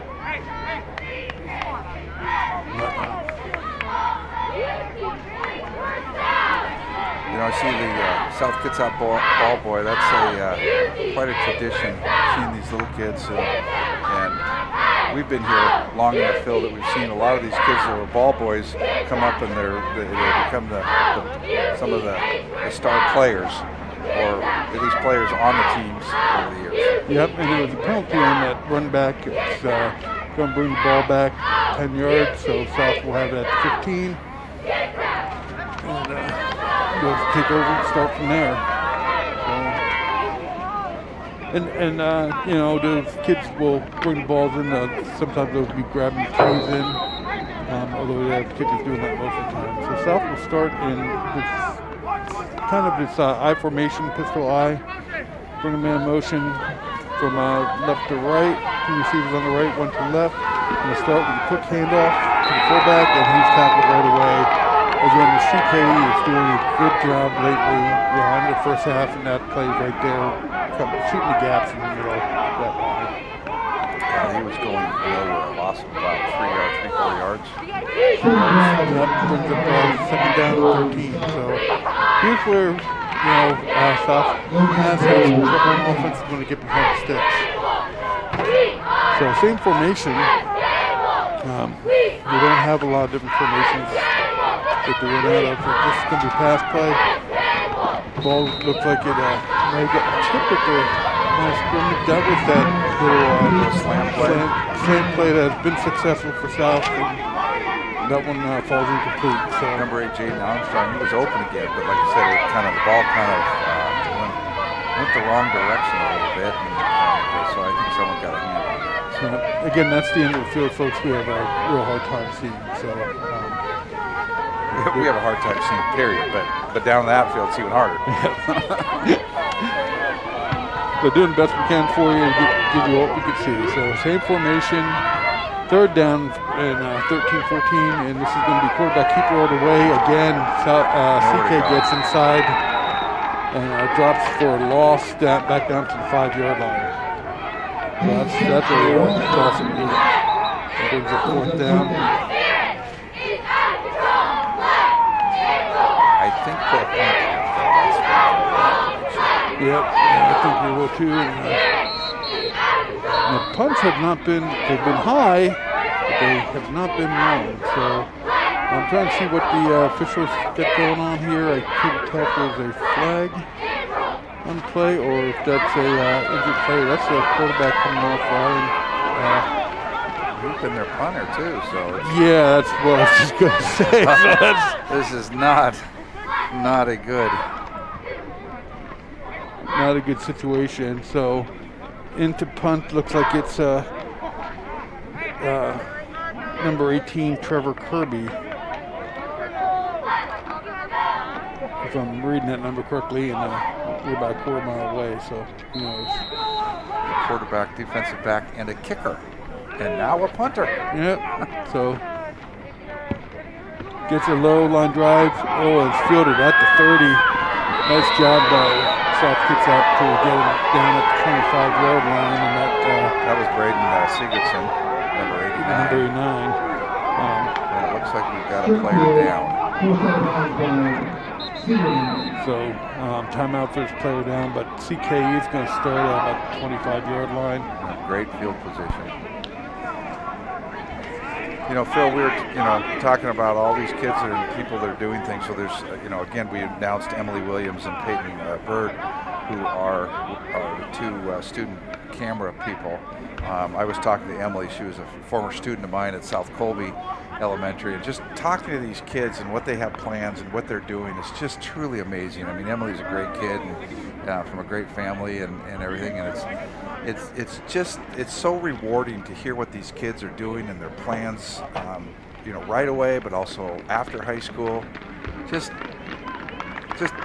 I'm so proud of them. Yeah, absolutely, and that's, honestly, that's why we do this. Is being involved in these sorts of activities tends to keep kids involved in school. So,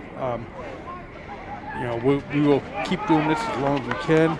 The South player is up and walking off his field on his own power. Which is good to see. It looks like I can't tell if it's 51 right there, Brian. Is that the number you're seeing? It looks like 51. Trenton George. So that's Trenton George walking off. Good to see him coming off on his own power. Hopefully he's okay. But CK takes over on the South Kitsap 25-yard line. So great field position for them. Run play off the left-hand side. Makes a spin move, the back does, and he's going to gain 8.5, 9 yards on that move. So very nice run. And again, South has got to kind of shore up that middle because that's just getting too easy. That was a very nice run, nice spin move. So CK starting again. They have 3 receivers off to the left. And pass play coming up. And slant play, same thing they scored on, and then they're scoring on again. So same play they scored at the end of the first half. They score again right now. Touchdown, Central Kitsap. So nice little slant pass. And pretty much wide open. So the defensive back is trying to stay with them, but once he makes the cut, he's balls thrown nicely in front of him, and we'll see if he gets it. So that makes it 38-20 CK. Short drive there. So they're going for 2 again. Again, they've missed 2 extra points, and tries to wide open and just misses the pass. So another break for South Kitsap. They're down by 18. They have the move. Hopefully they can get a good run back, get some good field position, and start this drive out. So here's the replay of that touchdown again. They just, honestly, Brian, I think our DBs are playing back so deep that it just makes it easy when you're at the end zone. Yeah, that receiver does a nice job, and again, kind of equate it to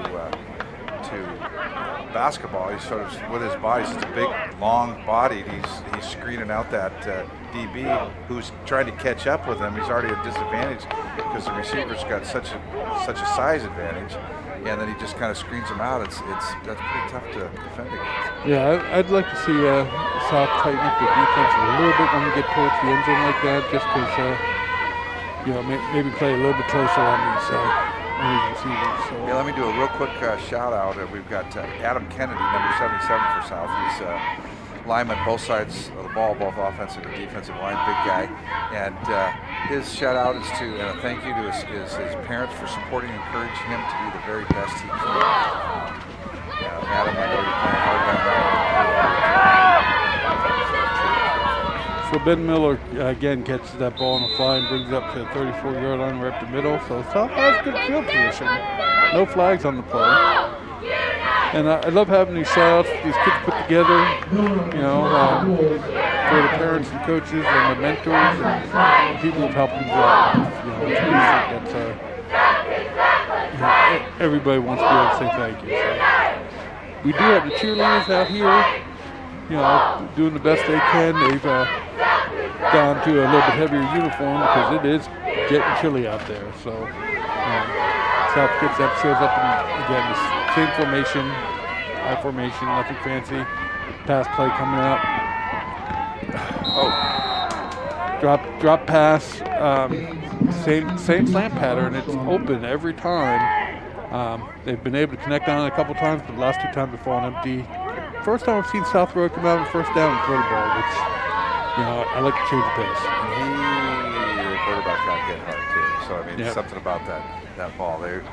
Again, CK is really penetrating and hitting Ryland, who is back in the game, which is good to see.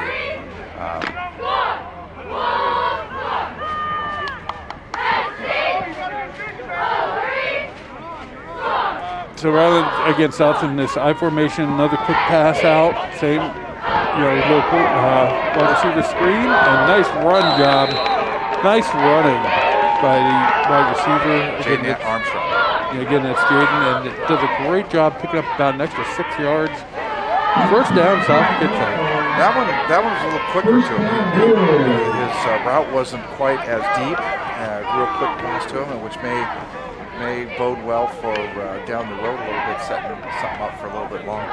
Yeah, you get, especially if you get CK starting to jump it or not, you look for those things as coaches, so maybe a pump and go type thing. But South is opening up the passing game, which hopefully will open up their running game a bit. So they are being successful. This time we have 2 receivers over to the left side. Pick it up nice. Quick.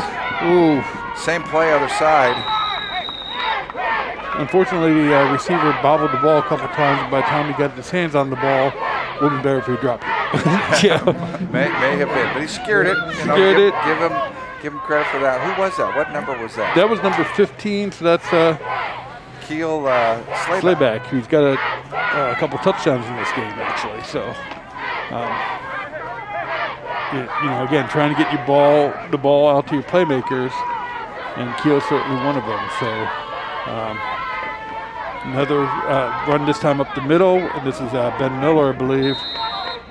Nice hole opened up by the line that time. Yeah, I particularly watched the line at that play, and they just fired out and went 2-3 yards down the field. And when your offensive line is doing that, there's going to be good things to follow, whether it's a run or a pass, or of course if they're firing out, it better be a run. Yep. But that was a nice job by the SK line. And they pick up 8 yards on that play. It brings up 3rd down and 4. So great job. Again, we have this pistol eye formation. This time we have 2 receivers off to the left. Good snap, handoff, and he stopped right at the line of scrimmage. And that was Devin Easley for no gain. So what do you do here, Brian? It's I think you got to go for it, because here's the replay of that one, and not really want to watch that again if you're an SK fan. They need some points here. They need to answer back to CK's last couple of scores, and so going for it is definitely. And they're just past midfield, so Yeah, I agree with you. I think you're going to get this little slant pattern. They're reading it this time. He Oh, he catches caught it. it. Nice catch. Oh, my goodness. Excellent one-handed catch. Brings it back into his body. CK is kind of trying to cover that with, looks like a linebacker inside, and the linebacker kind of bumped him and interfered with the pattern, but still be able to make the play. What a great job there. Great Nice concentration. play. I mean, to be able to make that catch with the bump, and he hit. I think he mainly put his hand out just to see it. It bounced up and he fumbled around a little bit, caught it, and made a nice gain of that. That's great concentration. So same formation, same thing. Pass play coming in, and now we got good job by number 17, Jacob Nelson, actually turning a little bit more DB back there. Make sure Central Kitsap doesn't accept that one. So, it brings up 2nd and 10. South's been pretty successful on those little slant patterns or a little short and flat. I think that one was a little bit, you saw that one coming a little bit, so that's probably why the defensive back for CK was able to break that up. But we're mixing it up a little bit here for South. And here comes a blitz. It's picked up. Ron's going to keep it himself. Nice block. And he'll gain a couple yards, so before he's pushed out of bounds. I think that was the design keeper. Yep. Here we got it again showing here. He just tucked it. He never showed that he was going to run.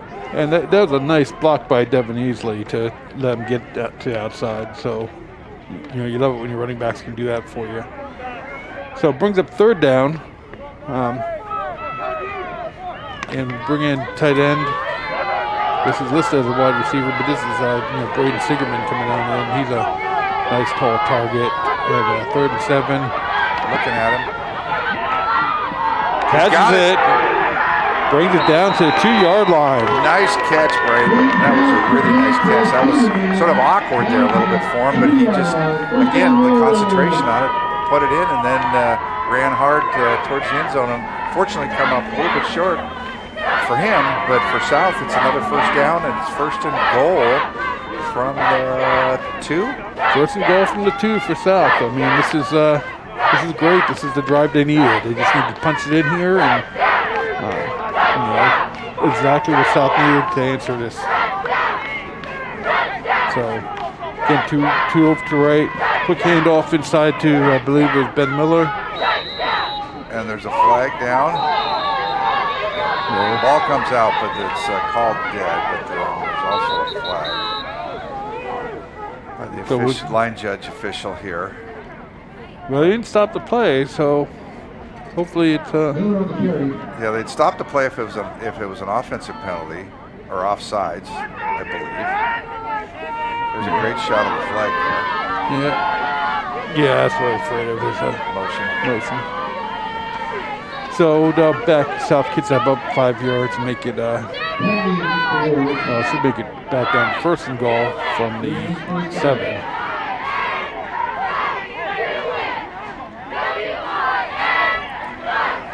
Well, sometimes, particularly if you're thinking calling a pass play or something, going back a little bit. I'm just trying to look at the positive side. is it gives a little bit more room for the receivers, and it's more area that the defensive players have to cover. So, looking at the positive side. I like 2nd and goal from the 1 person. I do too. So, come on, I'm just trying to make a little bit of lemonade here out of this lemon. So.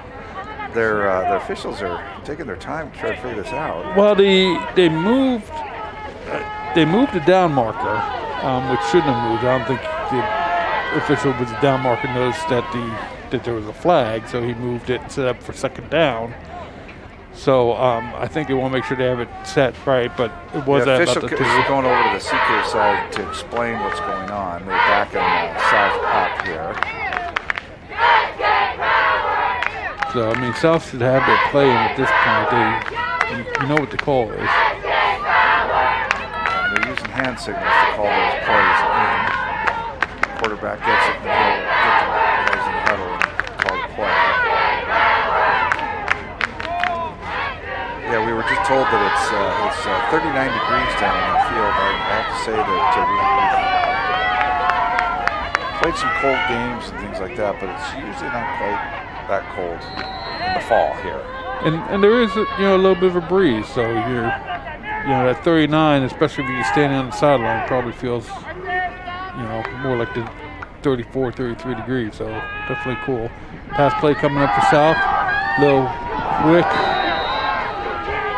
quick throw. I think they're going for Ben Miller on that, but bounced around by a couple people. So I'm not sure if that was him or Jacob Dustin. 32 for CK, Alex Mirador. He was wishing he could have that one back. I think he saw 6 in his in the stat sheet had he been able to hang on to that one, but he made a nice play to knock it down.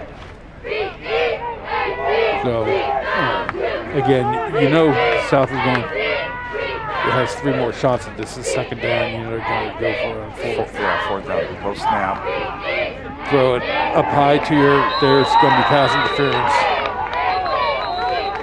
Yeah, I don't know how you don't for a big target like that.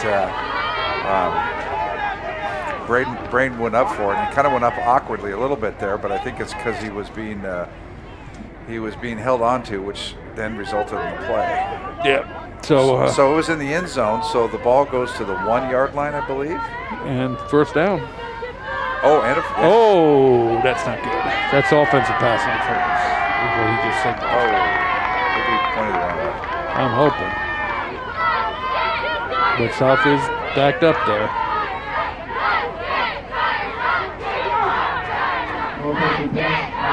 It is right. That play was second down and goal from the 7. This will move it back quite a bit. So I believe it'll be second and goal from the 22 if it's offensive pass interference. Coach Erickson is not happy camper down there. Can't say that I blame him. Yeah. I mean, they had first down from the 2-yard line, and now they're back on the 22-yard line. So it's repeat second down. So you have second and goal from the 22. Remember what I said about having lots of field to operate in offensively? Yeah. Now they got lots more, unfortunately. So again, the same formation. South really does not change up their formations very much. Looks like somebody's calling timeout. CK called timeout on that one. It's just a matter of executing, and really it's a matter of keeping those interior linemen out of the backfield. For South Kitsap. So there is coming up for South Kitsap in the video production. It's going to carry this. It's the SK Talent Show brought to you by Junior Class, and it's filmed by the SK Video. Tickets are going to be on sale now, so you can buy them. Last day to purchase is going to be Thursday at 2 p.m. The show will be a live broadcast from the theater. You can purchase your personal cutout to be in the virtual audience, just like they've had in the NFL and Major League Baseball games. Yeah, Phil, There's our go. chance. They probably would ban our cutout, though. Well, I'd take up 4 or 5 spots. So I thought you said that the pitcher would take off 4 or 5 pounds. So the students are excited to showcase their talent. Some of these kids have amazing talent, and it's going to be online on Saturday, March 6th at 5 p.m. So you can buy your tickets and your cutouts at Washington, wa.southkitsap-light.intouchreceding.com, and then look for the Class of 20 virtual talent show. So nice job reading that. Another opportunity. Very long. So I don't think we're going to fool anybody, but goes ahead and throws it. Good job getting the ball away. Yep. Phil's trying to read this this link that's 3 lines long, And I'm over here laughing at him. Sorry, buddy. Not really, but it was pretty funny. So just go on. You know what? If you go online, go to the high school, I'm sure they'll have a link to it, you know. So he's tossing his papers now. He just didn't throw them at me. But so that brings up that incomplete is going to bring up third down. And again, it's 3rd and goal from the 22. So hopefully South can get, they don't need to get all of it here, but if they get some of it, we have another timeout, it looks like, on the play, on the field. Timeout South Kitsap. So this has been a pretty long 6 minutes and 15 seconds. How long is this? Hey, I was just looking at this spreadsheet, Phil, and Jacob Nelson, one of the questions they ask all the kids too is favorite class. And I love this one. Jacob, a senior, number 17, he's a receiver and cornerback.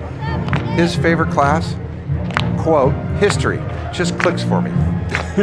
You don't hear a whole lot of kids doing that, but I know that there's some dynamic history teachers, and history is, I've always found, is one of those subjects that done right can be just absolutely fascinating. Done wrong, well, anyway. But I know South has a lot of incredible history teachers that make it come alive for the kids. But I just love that one. History just clicks for me. And that's awesome. And having a favorite class, is great. I mean, just knowing that there's something that you enjoy, that you want to do it. My little brother was a history major and wound up being a attorney. I'm an attorney, so okay, there you go. So there's room for that in going onward. So let me read one more since we're kind of waiting here for it to get going again. But John Tay McHenry, number 74 junior. He's a tackle and defensive end. His favorite class, culinary, because that's what I want to pursue as a career. Again, South has an incredible program. Anyway, back to the field here. So we have 3rd down, goal to go. Throw. He almost. What? These South receivers, I'll give them credit, their concentration. He bobbled the ball, got hit, and he still almost caught the ball. Yep. Well, it'd just be nice if they didn't bobble the ball the first time. But that's going to come. Yep. And we do have a South player down on the field. That's number 56. So that is Derek Gunther. That's Derek. So that's their center. Can't do that. And hopefully hopefully somebody stepped on him or something like that, and we can get him back off. I didn't see what happened to him, but Derek's two-way starter, both on the offensive and defensive line. He's a big strong kid. Hopefully this is just a cramp or something like that they're working out on him. Absolute great kid, another former student of mine. So speaking of biases, there we go. But Derek's a great kid with great plans for the future. Did we tell any of you that Brian used to work in the district? I think I did. Okay. Yeah. Just 30 years. Yeah. And he's going to make it off on his own. A little bit of limp, but he seems to be walking it off. Mom, take a deep breath. He's okay. Yeah. So great to see him coming on off the field. You don't hear the applause and stuff because, folks, again, we have no fans. So there we go. But he's walking better and better every step he takes. So that's good to see. Probably just hopefully just a cramp or something like that. They'll come. We'll kind of watch him down here and see what they do. But here we go. We got 3rd and 22. 4th and goal. Oh, 4th. Excuse me. From the 22. So, and quarterback under pressure right away.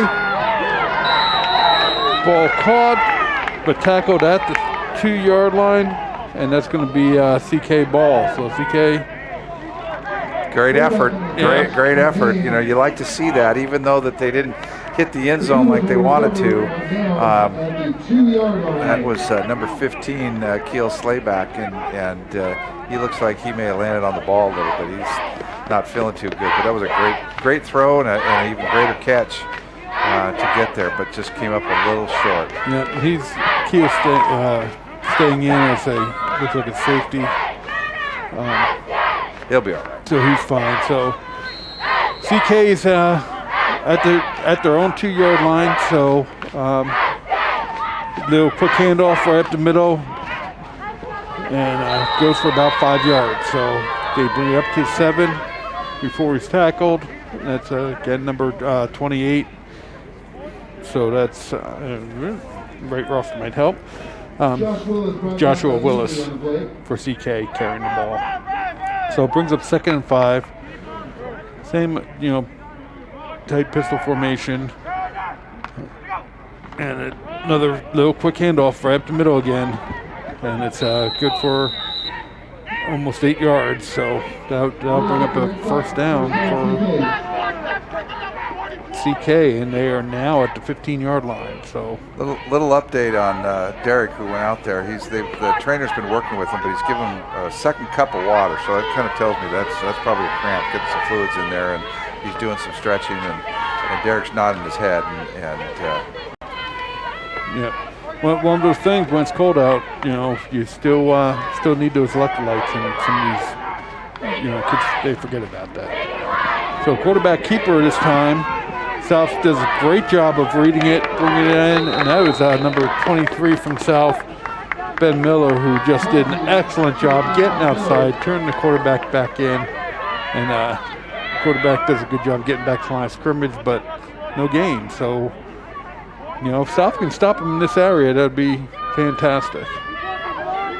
They get some great field position coming on back, and obviously they can move the ball.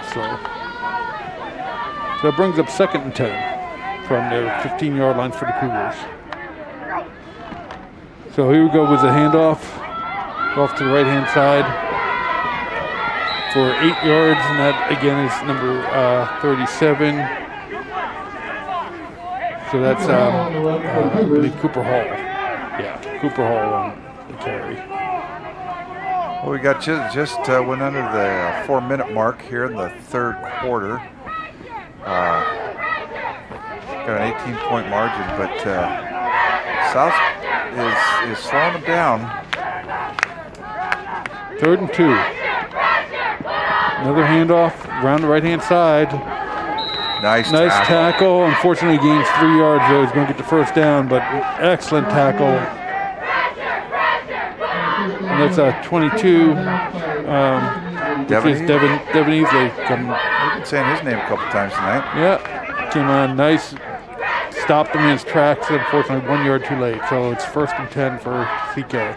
He's a ball player.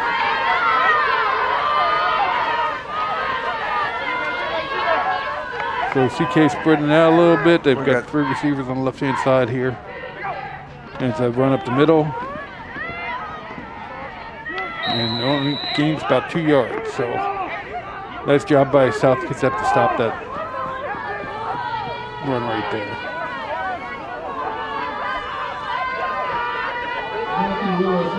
So it brings up 2nd and 8. And they are at the 28-yard line. So CK is not in that much of a rush at this point to get their plays off. They have a bunch formation over on the left-hand side here.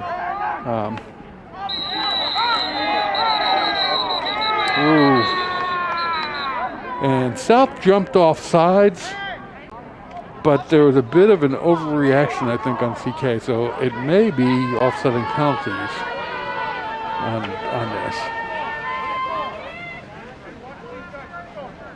I don't know if there's movement first on the CK line or not. I saw South come across, and then I saw a slap to the head, which we'll see what they get.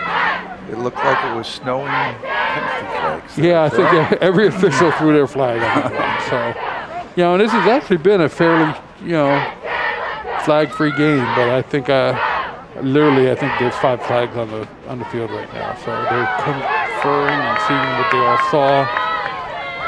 This is the first few games for the officials too, and there's teamwork within that because they have different areas and they overlap and they have to work together and see a lot of different things, and so it takes a little bit of time, and particularly when there's multiple things happening. Yeah. It's not an easy job for the officials. No, and again, there are times that you want to make sure everybody saw the same thing, that nobody saw something earlier. They all have different angles, so. We're going over to this CK side to explain something there to the the Central Kitsap coach.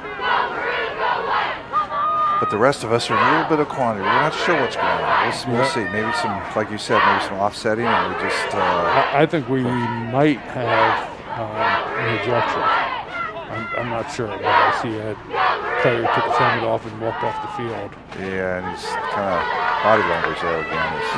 Is telling me he's pretty unhappy with what's going on. So.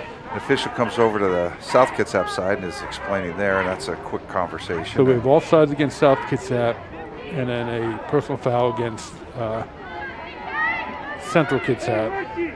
Unfortunately, that's all we're getting. They're not showing us an ejection signal or anything. So I don't think they do that. But so they're going to mark the 5 off because the South Kitsap one happened first. They were not happening at the same time, and then they're marching them back 15 for the penalty. So they enforce both penalties right now. So it winds up with a net loss of 10 for CK, and then puts them back on their own 18-yard line and bring up second down. My question is, okay, they go 5 one way, then they go 15 the other. Why don't they just go 10?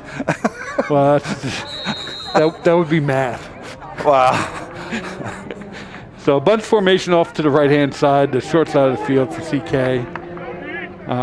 Second down and about 18, looks like 17, 18. And it's a handoff up the middle, off the right-hand side, and they're going to gain about 6 of it back, 5 of it back, and bring up third down and 12. So here's a good chance for South to, make a stop and get the ball back. Don't get me wrong, I wasn't making fun of the ref much. No. But they probably have to do that, but it just sort of seems silly to go, 1, 2, 3, 4, 5, and then go the other way, 1, 2, 3, 4, 5, 6, 15, So it just was sort of silly. So 3 receivers over on the left-hand side. The quick pass play coming out. Oh, he's going to go deep. And ball's out of bounds there. Yeah, no, that's an incomplete pass. So I think we're going to see CK's first punt. So, good job by South Kitsap defense, and come up with a stop when they needed to, keep South in this game. They're down by 18. There's 1:45 left in the third quarter, but they should get some decent field position out of this, especially if they would put somebody back to receive the punt, which I don't see. I'm not sure why South does not have anybody deep. That was strange. That was strange. I don't understand that at all. Okay. So CK stops the ball at the South Kitsap 41-yard line, and South will take over there. They actually would have been better off just letting it roll around a little bit more, kill some time.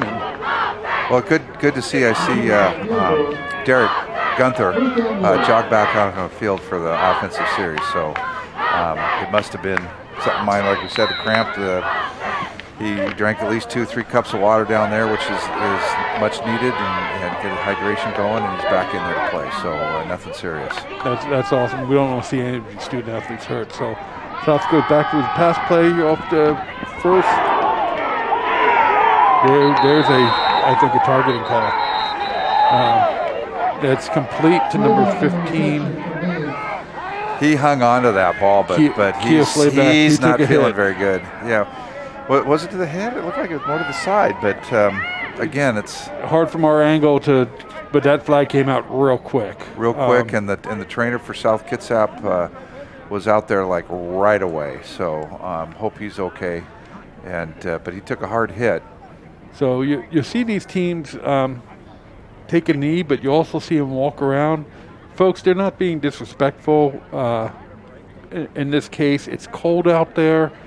You don't want to cramp up. You don't want to do things, and he's getting up under his own power. So that's great to see. So just keep that in mind that these kids have to stay warm and keep their muscles warm too. That's Keel Slayback, and shows his tough physicalness, but also mental, because concentrated on that ball, and he knew he was going to take a hit, and he took a hit. Yeah. So. Was there a flag on that? There was a flag came out right away. I don't know if they picked it up. They're moving south back. Maybe he dropped the ball because they're marching 15 yards off on that. So he may have not held on all the way to the ground on that ball, but. So South, it's a 15-yard penalty. It's first down for South Kitsap. They are now at the CK 44-yard line. Yeah, I think it's important here for South Kitsap to get some points on the board here. They're not out of this. It's an 18-point game, and the way that they've been able to score quickly in the first half, they can do this again and get right back in there. So another ball thrown. That's an errant throw. So that would be an incomplete pass, brings up second down 10. So Jaden is campaigning for a flag there, but that ball was thrown pretty high. Kind of uncatchable. It was a little bit off target too. So I think that's well, I think what he's probably complaining about is that he was trying to get to that spot and didn't feel like he was given the opportunity by the back. So we have a run up the middle. That's 23. Ben Miller again, picking up a few yards, make it a shorter third down. So that'll be he picks up 3, brings up 3rd and 7. So again, South is probably in 4-down territory at this point, as long as they pick up some yardage.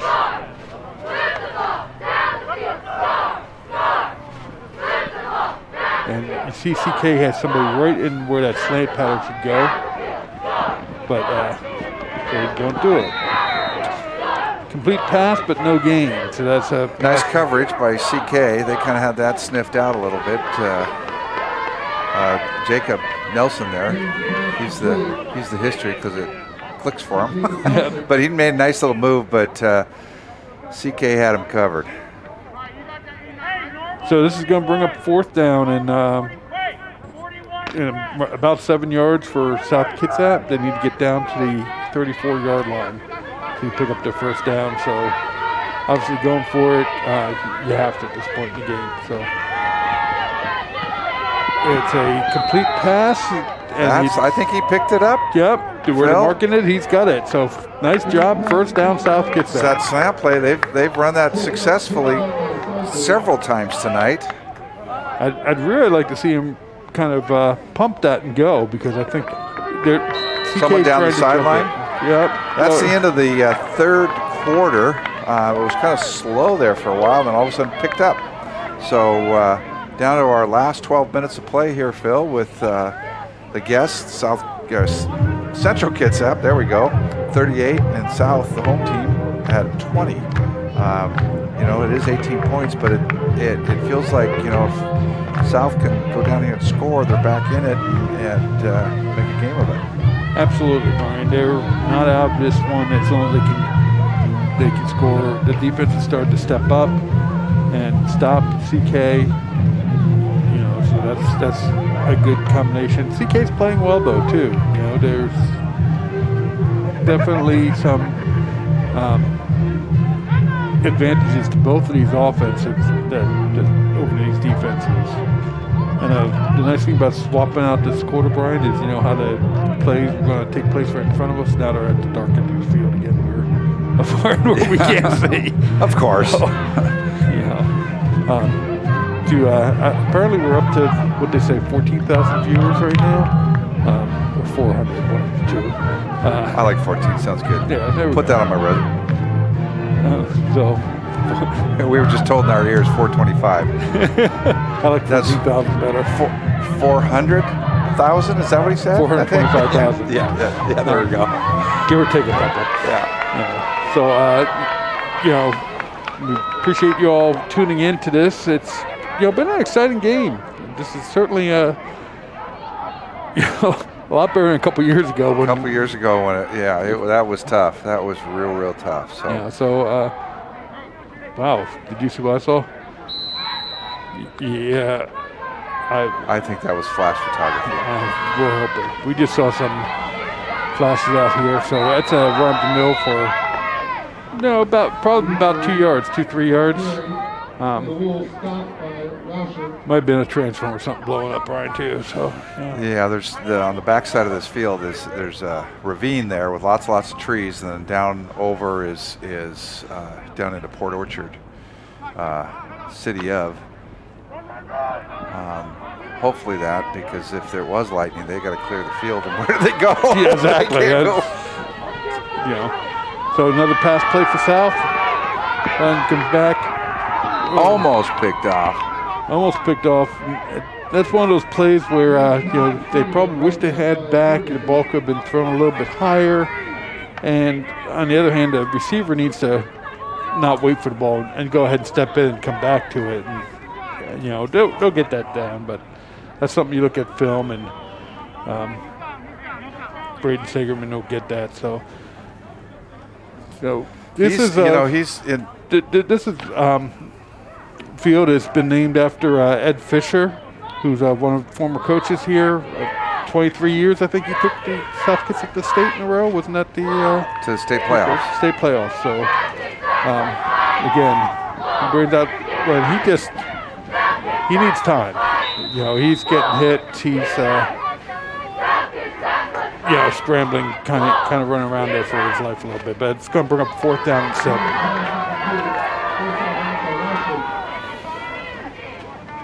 So we are getting reports that there is some lightning north Seattle. We just saw another flash, but it appears to be in the distance. So right now a couple years ago, we had a long delay in a game that we were broadcasting because there's some pretty tight protocols. If there is lightning in the area, then the field and stands are cleared. Stands are already cleared. But the problem here is, again, folks, there's no place for anybody to go and that's Braden's just running around. Oh! Now he's throwing ball. He probably ran about 70 yards to get that ball off. Nice play out, running away from the defense. Unfortunately, that was 4th down. I think we have flag on the field. So there was a block done 2 flags now by a South Kitsap lineman that, from what I could tell, it was a hard hit. You heard my expression. With a lot of running around, players are turning different ways and all that type of thing. But in my opinion, was a clean, hard hit. But obviously, the officials are thinking differently. No, they have illegal man downfield, which is going to happen. Is one of the ones I saw. But obviously CK is going to decline both those penalties because that was 4th down. It was an incomplete pass. So they're going to take the ball. That's a turnover on downs, unfortunately. So what were the 2 calls, Phil? I couldn't see the second one. Illegal man downfield. I saw the block where the line judge threw the flag, and it was just a hard hit. Yeah, I didn't think. Sometimes, Brian, they miss it. That flag came in, one of those flags came in extremely late. So, anyway, it's 1st and 10 for the Cougars, and tight bunch formation to right. Yeah, that's what I thought. A little screen, wide receiver screen. And, one of the things where you really got to read that and come on up if you're South Kitsap, because you have 3 receivers sitting right there. You can't be playing 10-yard basketball. So that's a big gain of 9. Brings up 2nd and 1.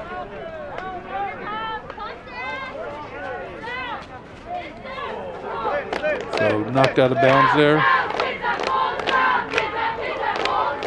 And They have two receivers to both sides and single back. They go run the receiver sweep to the strong side, wide side of the field. They like that play. I understand why, though. That's they run it both directions, and they run it well. Well, it has not been stopped yet. So, I mean, they've picked up probably an average of 8 yards on that play. So, keep running it. And here's our South Kitsap cheerleaders. Again, they're out here in this cold weather, cheering on the team. You know, real hard. We don't have audience participation, which of course we don't have right now, but they work hard to get their routines down too, so it's great to give them an opportunity. So another handoff off to the left-hand side. Wow, nice job breaking tackles by CK. Running back, that is, I don't know why I can't remember Cooper Hall's name, but you know, he's done a good job running the ball today also. Good blocking, getting outside, and that brings the ball down to the 25-yard line, and it's 1st and 10 for Central Kitsap. And now we're going to get another handoff off the left-hand side. They like that side. Nice tackle. Nice tackle, and hold it to a gain of 2. So it brings up 2nd and 8. That was number 34 for South Kitsap, I believe. Unfortunately, he's not on our sheet, so we can't give you his name. But it was a nice tackle. Yeah. Phil, I'm seeing the flag here at by the scoreboard, and the wind's picking up here a little bit. So that cool below 40 temperature with that wind is going to take it down even cooler than that. So. Yeah. Oh, South does a good job getting on in, hit on the quarterback, but can't keep it. And now we have open receivers, but incomplete pass. So, you know, good job by the line getting in there, making penetration. Got to kind of wrap up and take that quarterback down, but certainly close and incomplete. Popped through and hit him. He didn't wrap him up though, unfortunately, but it was an incomplete pass, which there were 2 receivers there. So I was like, here goes another touchdown, but the ball was a little bit off. He was probably trying to clear his head a little bit because he got popped, but he just didn't get wrapped up. Right, and there was a flag on the play, so that's going to move him back 5 yards. Well, maybe not. Hang on.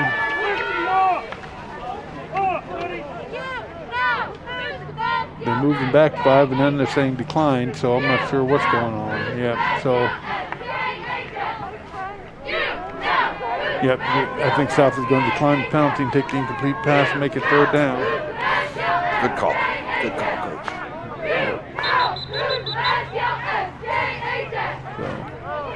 So it's going to bring up 3rd and 8 from the 28-yard line, 23-yard line rather. They got to get to South Kitsap 15 for the 1st down.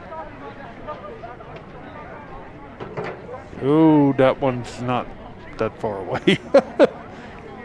So, you know, Phil, you know, one thing we talked a little bit about, you know, different people that make this, you know, things like this happen all the time, but even more so when we've got things like that. You know, you see the first responder, South Kitsap Fire and Rescue aid truck that always is at all home games, and we'll call this play and then I'll finish up the comments. Yeah, there's going to be another run off the left-hand side. South is there. They're stopping it. Gain of 2, so it brings up to maybe 3, just outside the 20. Brings up 4th and a long 5, almost 6 yards. So, but anyway, so you know, we have representation of some of South Kitsap's finest, and I know that there's just a lot of medical staff that's around and helpful, and you know, and hats off to the first, you know, frontline workers, and Phil, I know your wife is a nurse, and the things that they're doing to keep people healthy is just totally mind-blowing, and thank goodness we have them. Yep, and that's going to be dropped incomplete, and as incomplete pass, so South will take over on downs at the 20-yard line. So, and I agree with you, Brian. That's, you know, there's a lot of unsung heroes. Some of them are starting to get recognized. You know, I mean, I went and got a sandwich before the game. I know you went and got some food before the game. Just take out food so we can scared. Well, we couldn't do that without those people being there. It's just fantastic that they're starting to get the recognition. We certainly want to do that. We also got, all of the staff at the high school, the custodians, the security, the administration staff that, always help get this stuff together and coordinating, making sure temperatures are being checked. And, everybody who came on in through the gates here today had their temperature checked, and us included. And, I'm one step above dead apparently, so that worked out okay. So. Yeah, I wouldn't want to do this solo. I know you have many times over the years and things, and no, thank you. It's certainly hard to sit here without somebody to talk with, but this game's been interesting. It's been exciting. We do have some time left. We've got 8 minutes left. If South could get a quick score, we can make a game of this. If but at this point, they need to score every time they touch the ball. Every drive has to be a score. Exactly. Going back to some things we talked about in the first half and all about South has essentially three teams, two of which are playing varsity. There's this team, and this is mainly the older kids playing the varsity schedule, playing some of the bigger schools and whatnot. If you haven't heard, the Olympic League got reformed, and so there was 4A, 3A, 2A, even 1A team. I know the Chimacum and Port Townsend, their East Jefferson is their team because they've combined in things to make it work because they wanted to keep the games regional so that we weren't having kids go far away as South would have to do because they normally play in the South Puget Sound League, which is everything Tacoma, south of Tacoma and things, and so that would have been incredible. So WIA in their wisdom allowed for these regional county leagues to kind of reform, and we'll call this play here 1st and 10 for South. So we got a handoff up the middle. Nice job driving his feet. He's going to gain just short of 5 yards, so it's called 5 yards and bring up second 5. So the second varsity team is playing some of the schools, traditionally smaller schools. So they're playing the North Masons or Clahalia, those type of things. And again, we mentioned it's wonderful for South Kitsap because we're getting more kids with more experience, time and play and whatnot. And South has been down over the years and things. And Coach Erickson is really working hard with his staff, and the kids are working hard to bring the program back up, and they're doing a nice job of it. So here we go with another pass play. Whoa. Well covered by CK. They were right on that play, so good chance. And I agree with you, though, Brian. Coach Erickson and his staff is doing a great job getting more kids out here. And, these kids want to play ball. You don't want to sit there and sit on the bench the whole time and not play. So, taking these teams and splitting them up and getting more playing time for everybody is a great thing for the future of this program. And, and looking at CK, I can remember a few years ago where CK, I don't think could field a JV. They were really down. Their numbers look like they're up too. So I know they have 75 kids on their roster altogether, which is great. It's good for the sport, and that's a third down run for South Kitsap that doesn't go anywhere. I was going to say it didn't go much. It was a nice hard tackle, legal, clean tackle, but nice hard tackle by the Cougars, and now you got to go for this, don't you? Yeah, we've only got about 8 minutes and to go in the game, and they've got to score. And our beautiful sunny day and sunny weather is definitely starting to turn for us because we've got some rain, and it looks like they're going to punt. Another high punt with little distance with a nice bounce. Yep, don't touch it, guys. Just let it keep rolling. It's interesting we're getting rain because the moon is still, it's obviously higher in the sky, but the moon is still out, beautiful.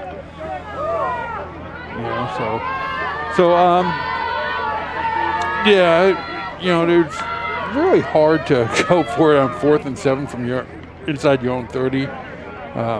South got a nice bounce on that punt, and it's down to the 44-yard line of CK. But really, they need to stop it. everything's got to be a stop. Everything's got to be. Time for a pick six for if you're South Kitsap, right? I don't know if I'd be putting the ball There's a good up in the shot air. of the moon right there, folks. That's what we're looking at. So here's a run up the middle, and South is there and stops him for about a 4-yard gain, 5-yard gain looks like. South needs to get on the ball and turn that and shorten it out. And I'd be surprised, honestly, there's 25 seconds left on the play clock if CK, hurries up and snaps this, but it's what they're going to. So pass play, so they are going to throw it up in the air. And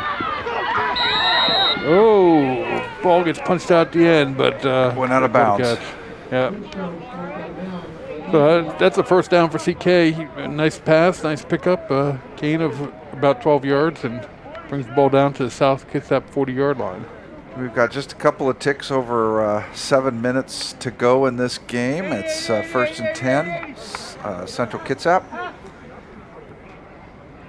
So they have 2 receivers out to each side.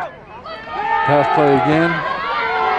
Wrong play. Oh my gosh, he is open and falls down at the 4-yard line. He doesn't fall down. We got more points up on the board. There's more points, yep. So that is number 5, Jason Almonte from Central Kitsap that's a 35-yard completion. So ball's spotted at the 5-yard line, 1st and goal. And again, CK puts 3 receivers over on the right side, and they're going to run the ball up the middle. Nice tackle. Yep, gain of 2.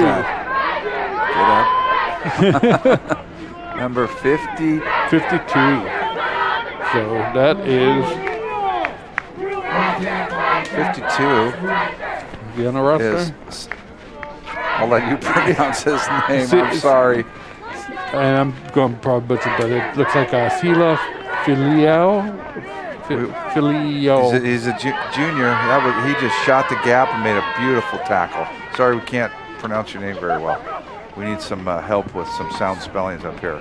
And CK is in for a touchdown, and that is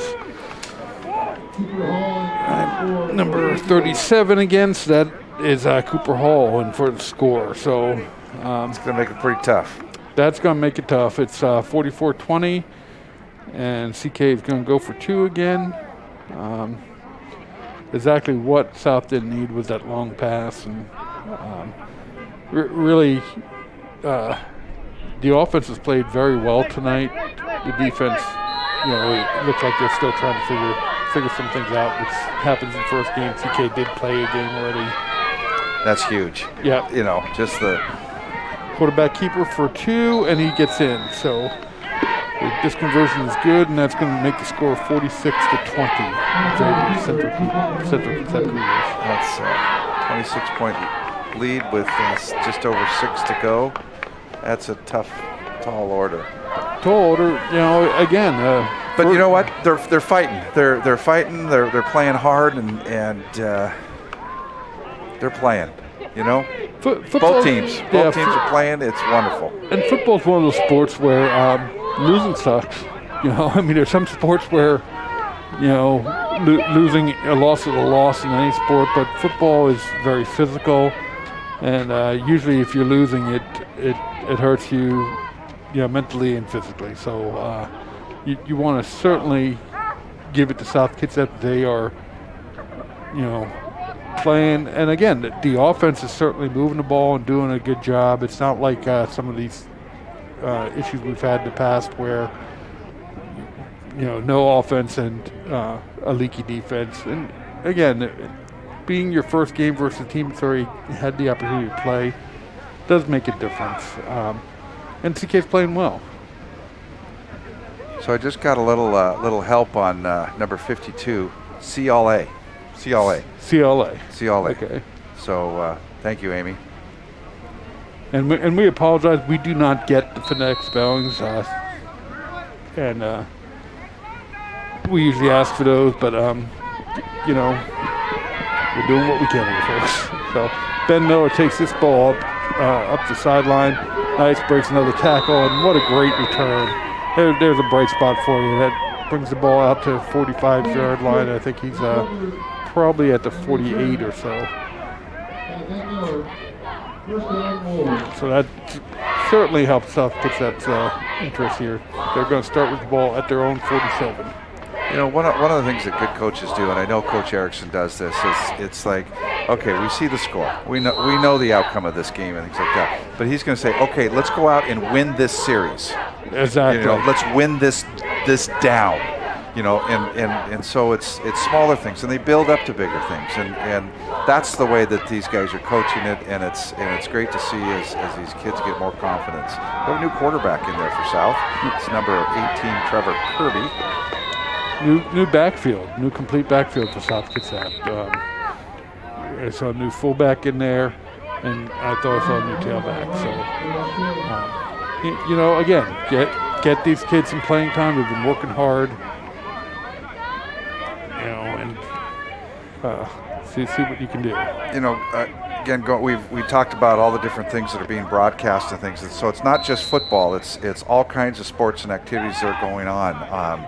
You know, and I think we've read some of them. We've shared some of them. But go online, go to the district, go to the high school website, and see what different things. And there's a wide variety and flavor for people to see. And normally when we do these things, I always say high school sports and activities, you can't get a better deal for your entertainment dollar. Well, this doesn't cost you anything, folks. You just get online and watch it. Yeah, it's not as good as being there and everything and cheering these guys on and encouraging them and things like that. But what an opportunity that we all have, because we have a program like the video production, like so many other programs here at South, and there are just tons of opportunities for kids that provides this, and it provides a service that is always appreciated. But with the COVID going on and not being able to attend in purpose is even bigger.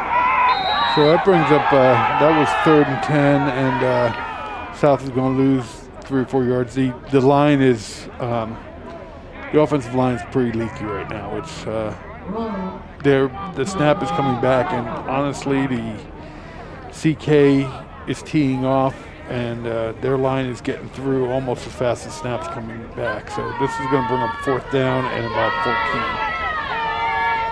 14. And it looks to me like South is going to punt. So,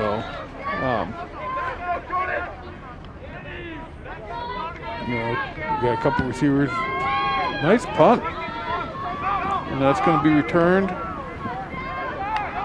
by number 32.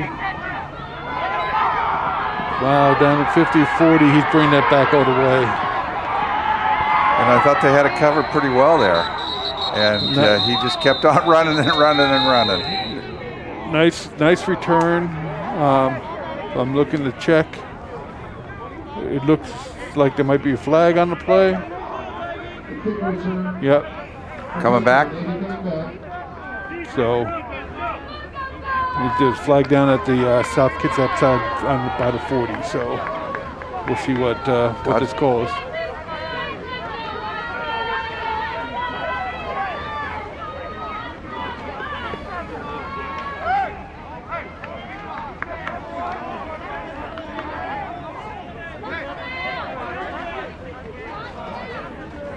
All good.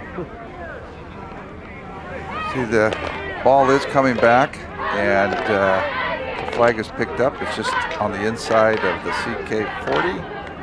We don't have the call yet, though, so we're legal block. Legal block in the back against CK, so that will bring the ball back. So there's a break for South Kitsap. So that'll bring up 1st and 10 from the 29-yard line. So,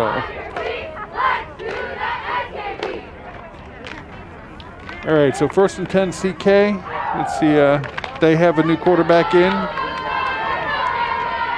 And a bunch of real bright white shirts on the outside. So run up the middle. And he's gain of about 2-3 yards. Little message to our control down there. We're hearing you and direct the cameras there. So 2nd down and 7 yards to go.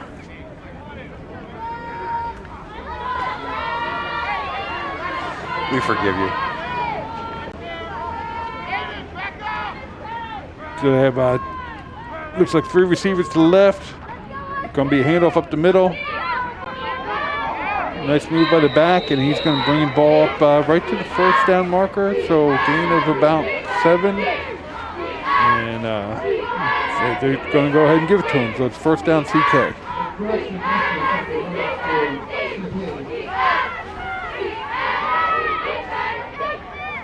So it's 1st and 10 from the CK 39 in the 4th quarter, and we have just over 3 minutes left.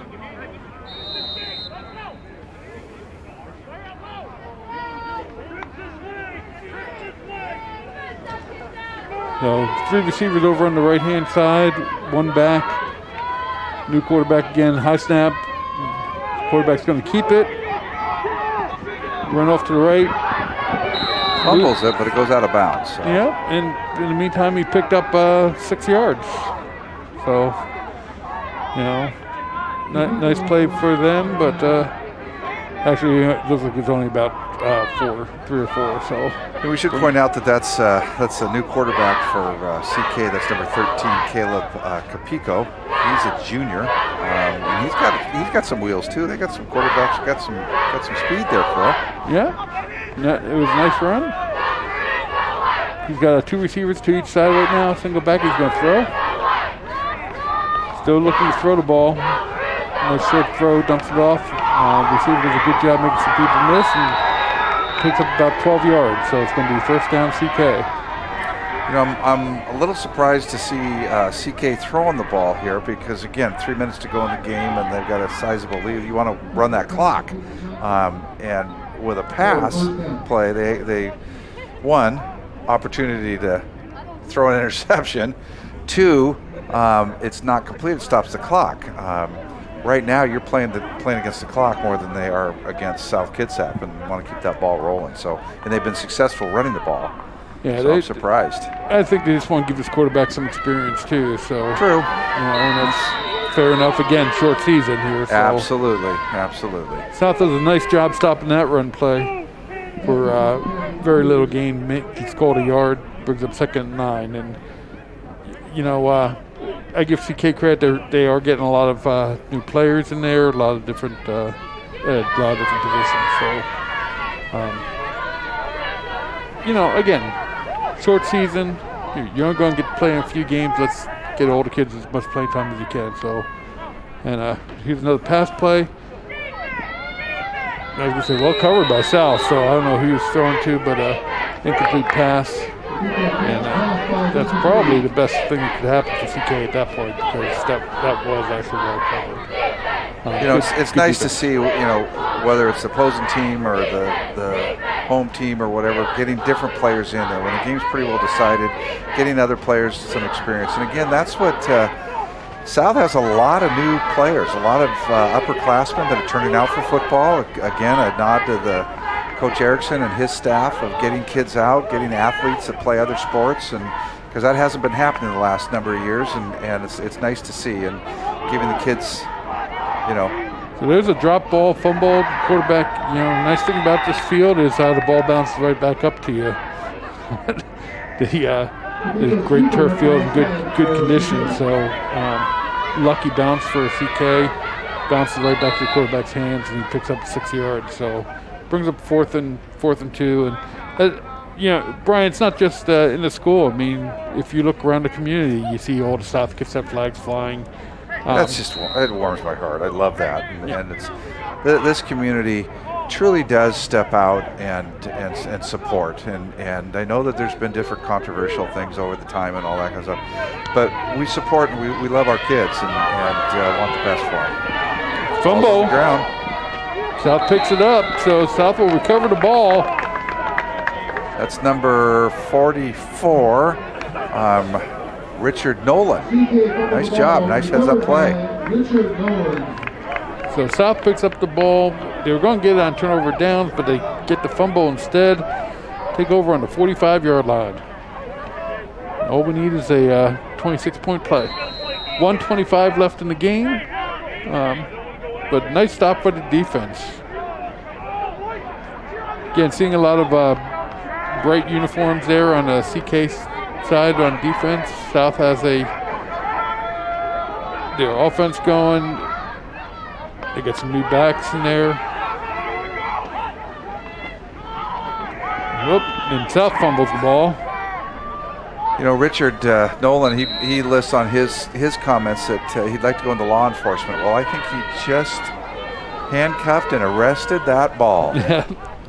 What do you think? I think you're right. Am I stretching it now? Yeah. It must be getting late. It's past my bedtime, so I'm getting tired.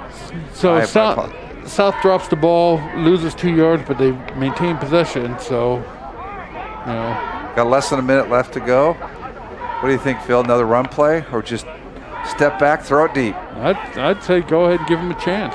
You know, but nope, they're going to go ahead and run it to the left. Not much room there. No gain really on that play. Whole bunch of white and orange shirts around that ball carrier.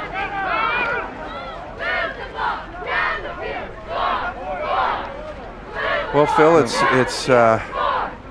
been a good opening night for the kids and for me. You know, sitting here 6 feet away from you.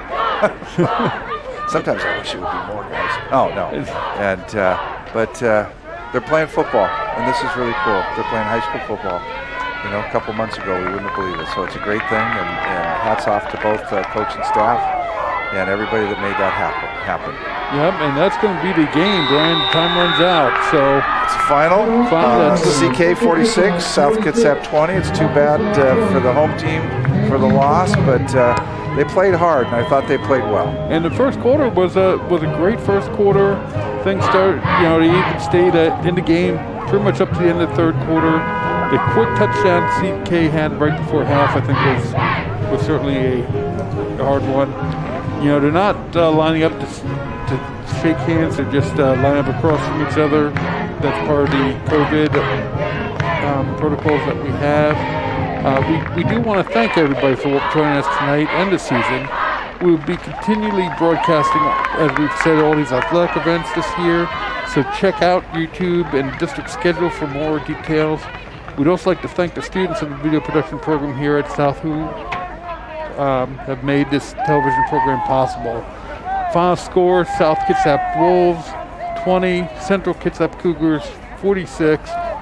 And for Brian and I, we'd just like to say thank you again to everybody for watching, and, you know, thankful to everybody. Stay safe, stay healthy, and hopefully we can get a full season in and enjoy the rest of these games. Thanks, Phil, and we'll see you in maybe a couple weeks and for the next home game. And like Phil said, everyone, stay safe. Find a way to be kind to people this weekend, if not always. So have a good night, everybody. And I was going to say drive home safely, but, but they're already home. Yep. You can drive home safely. All right, good night.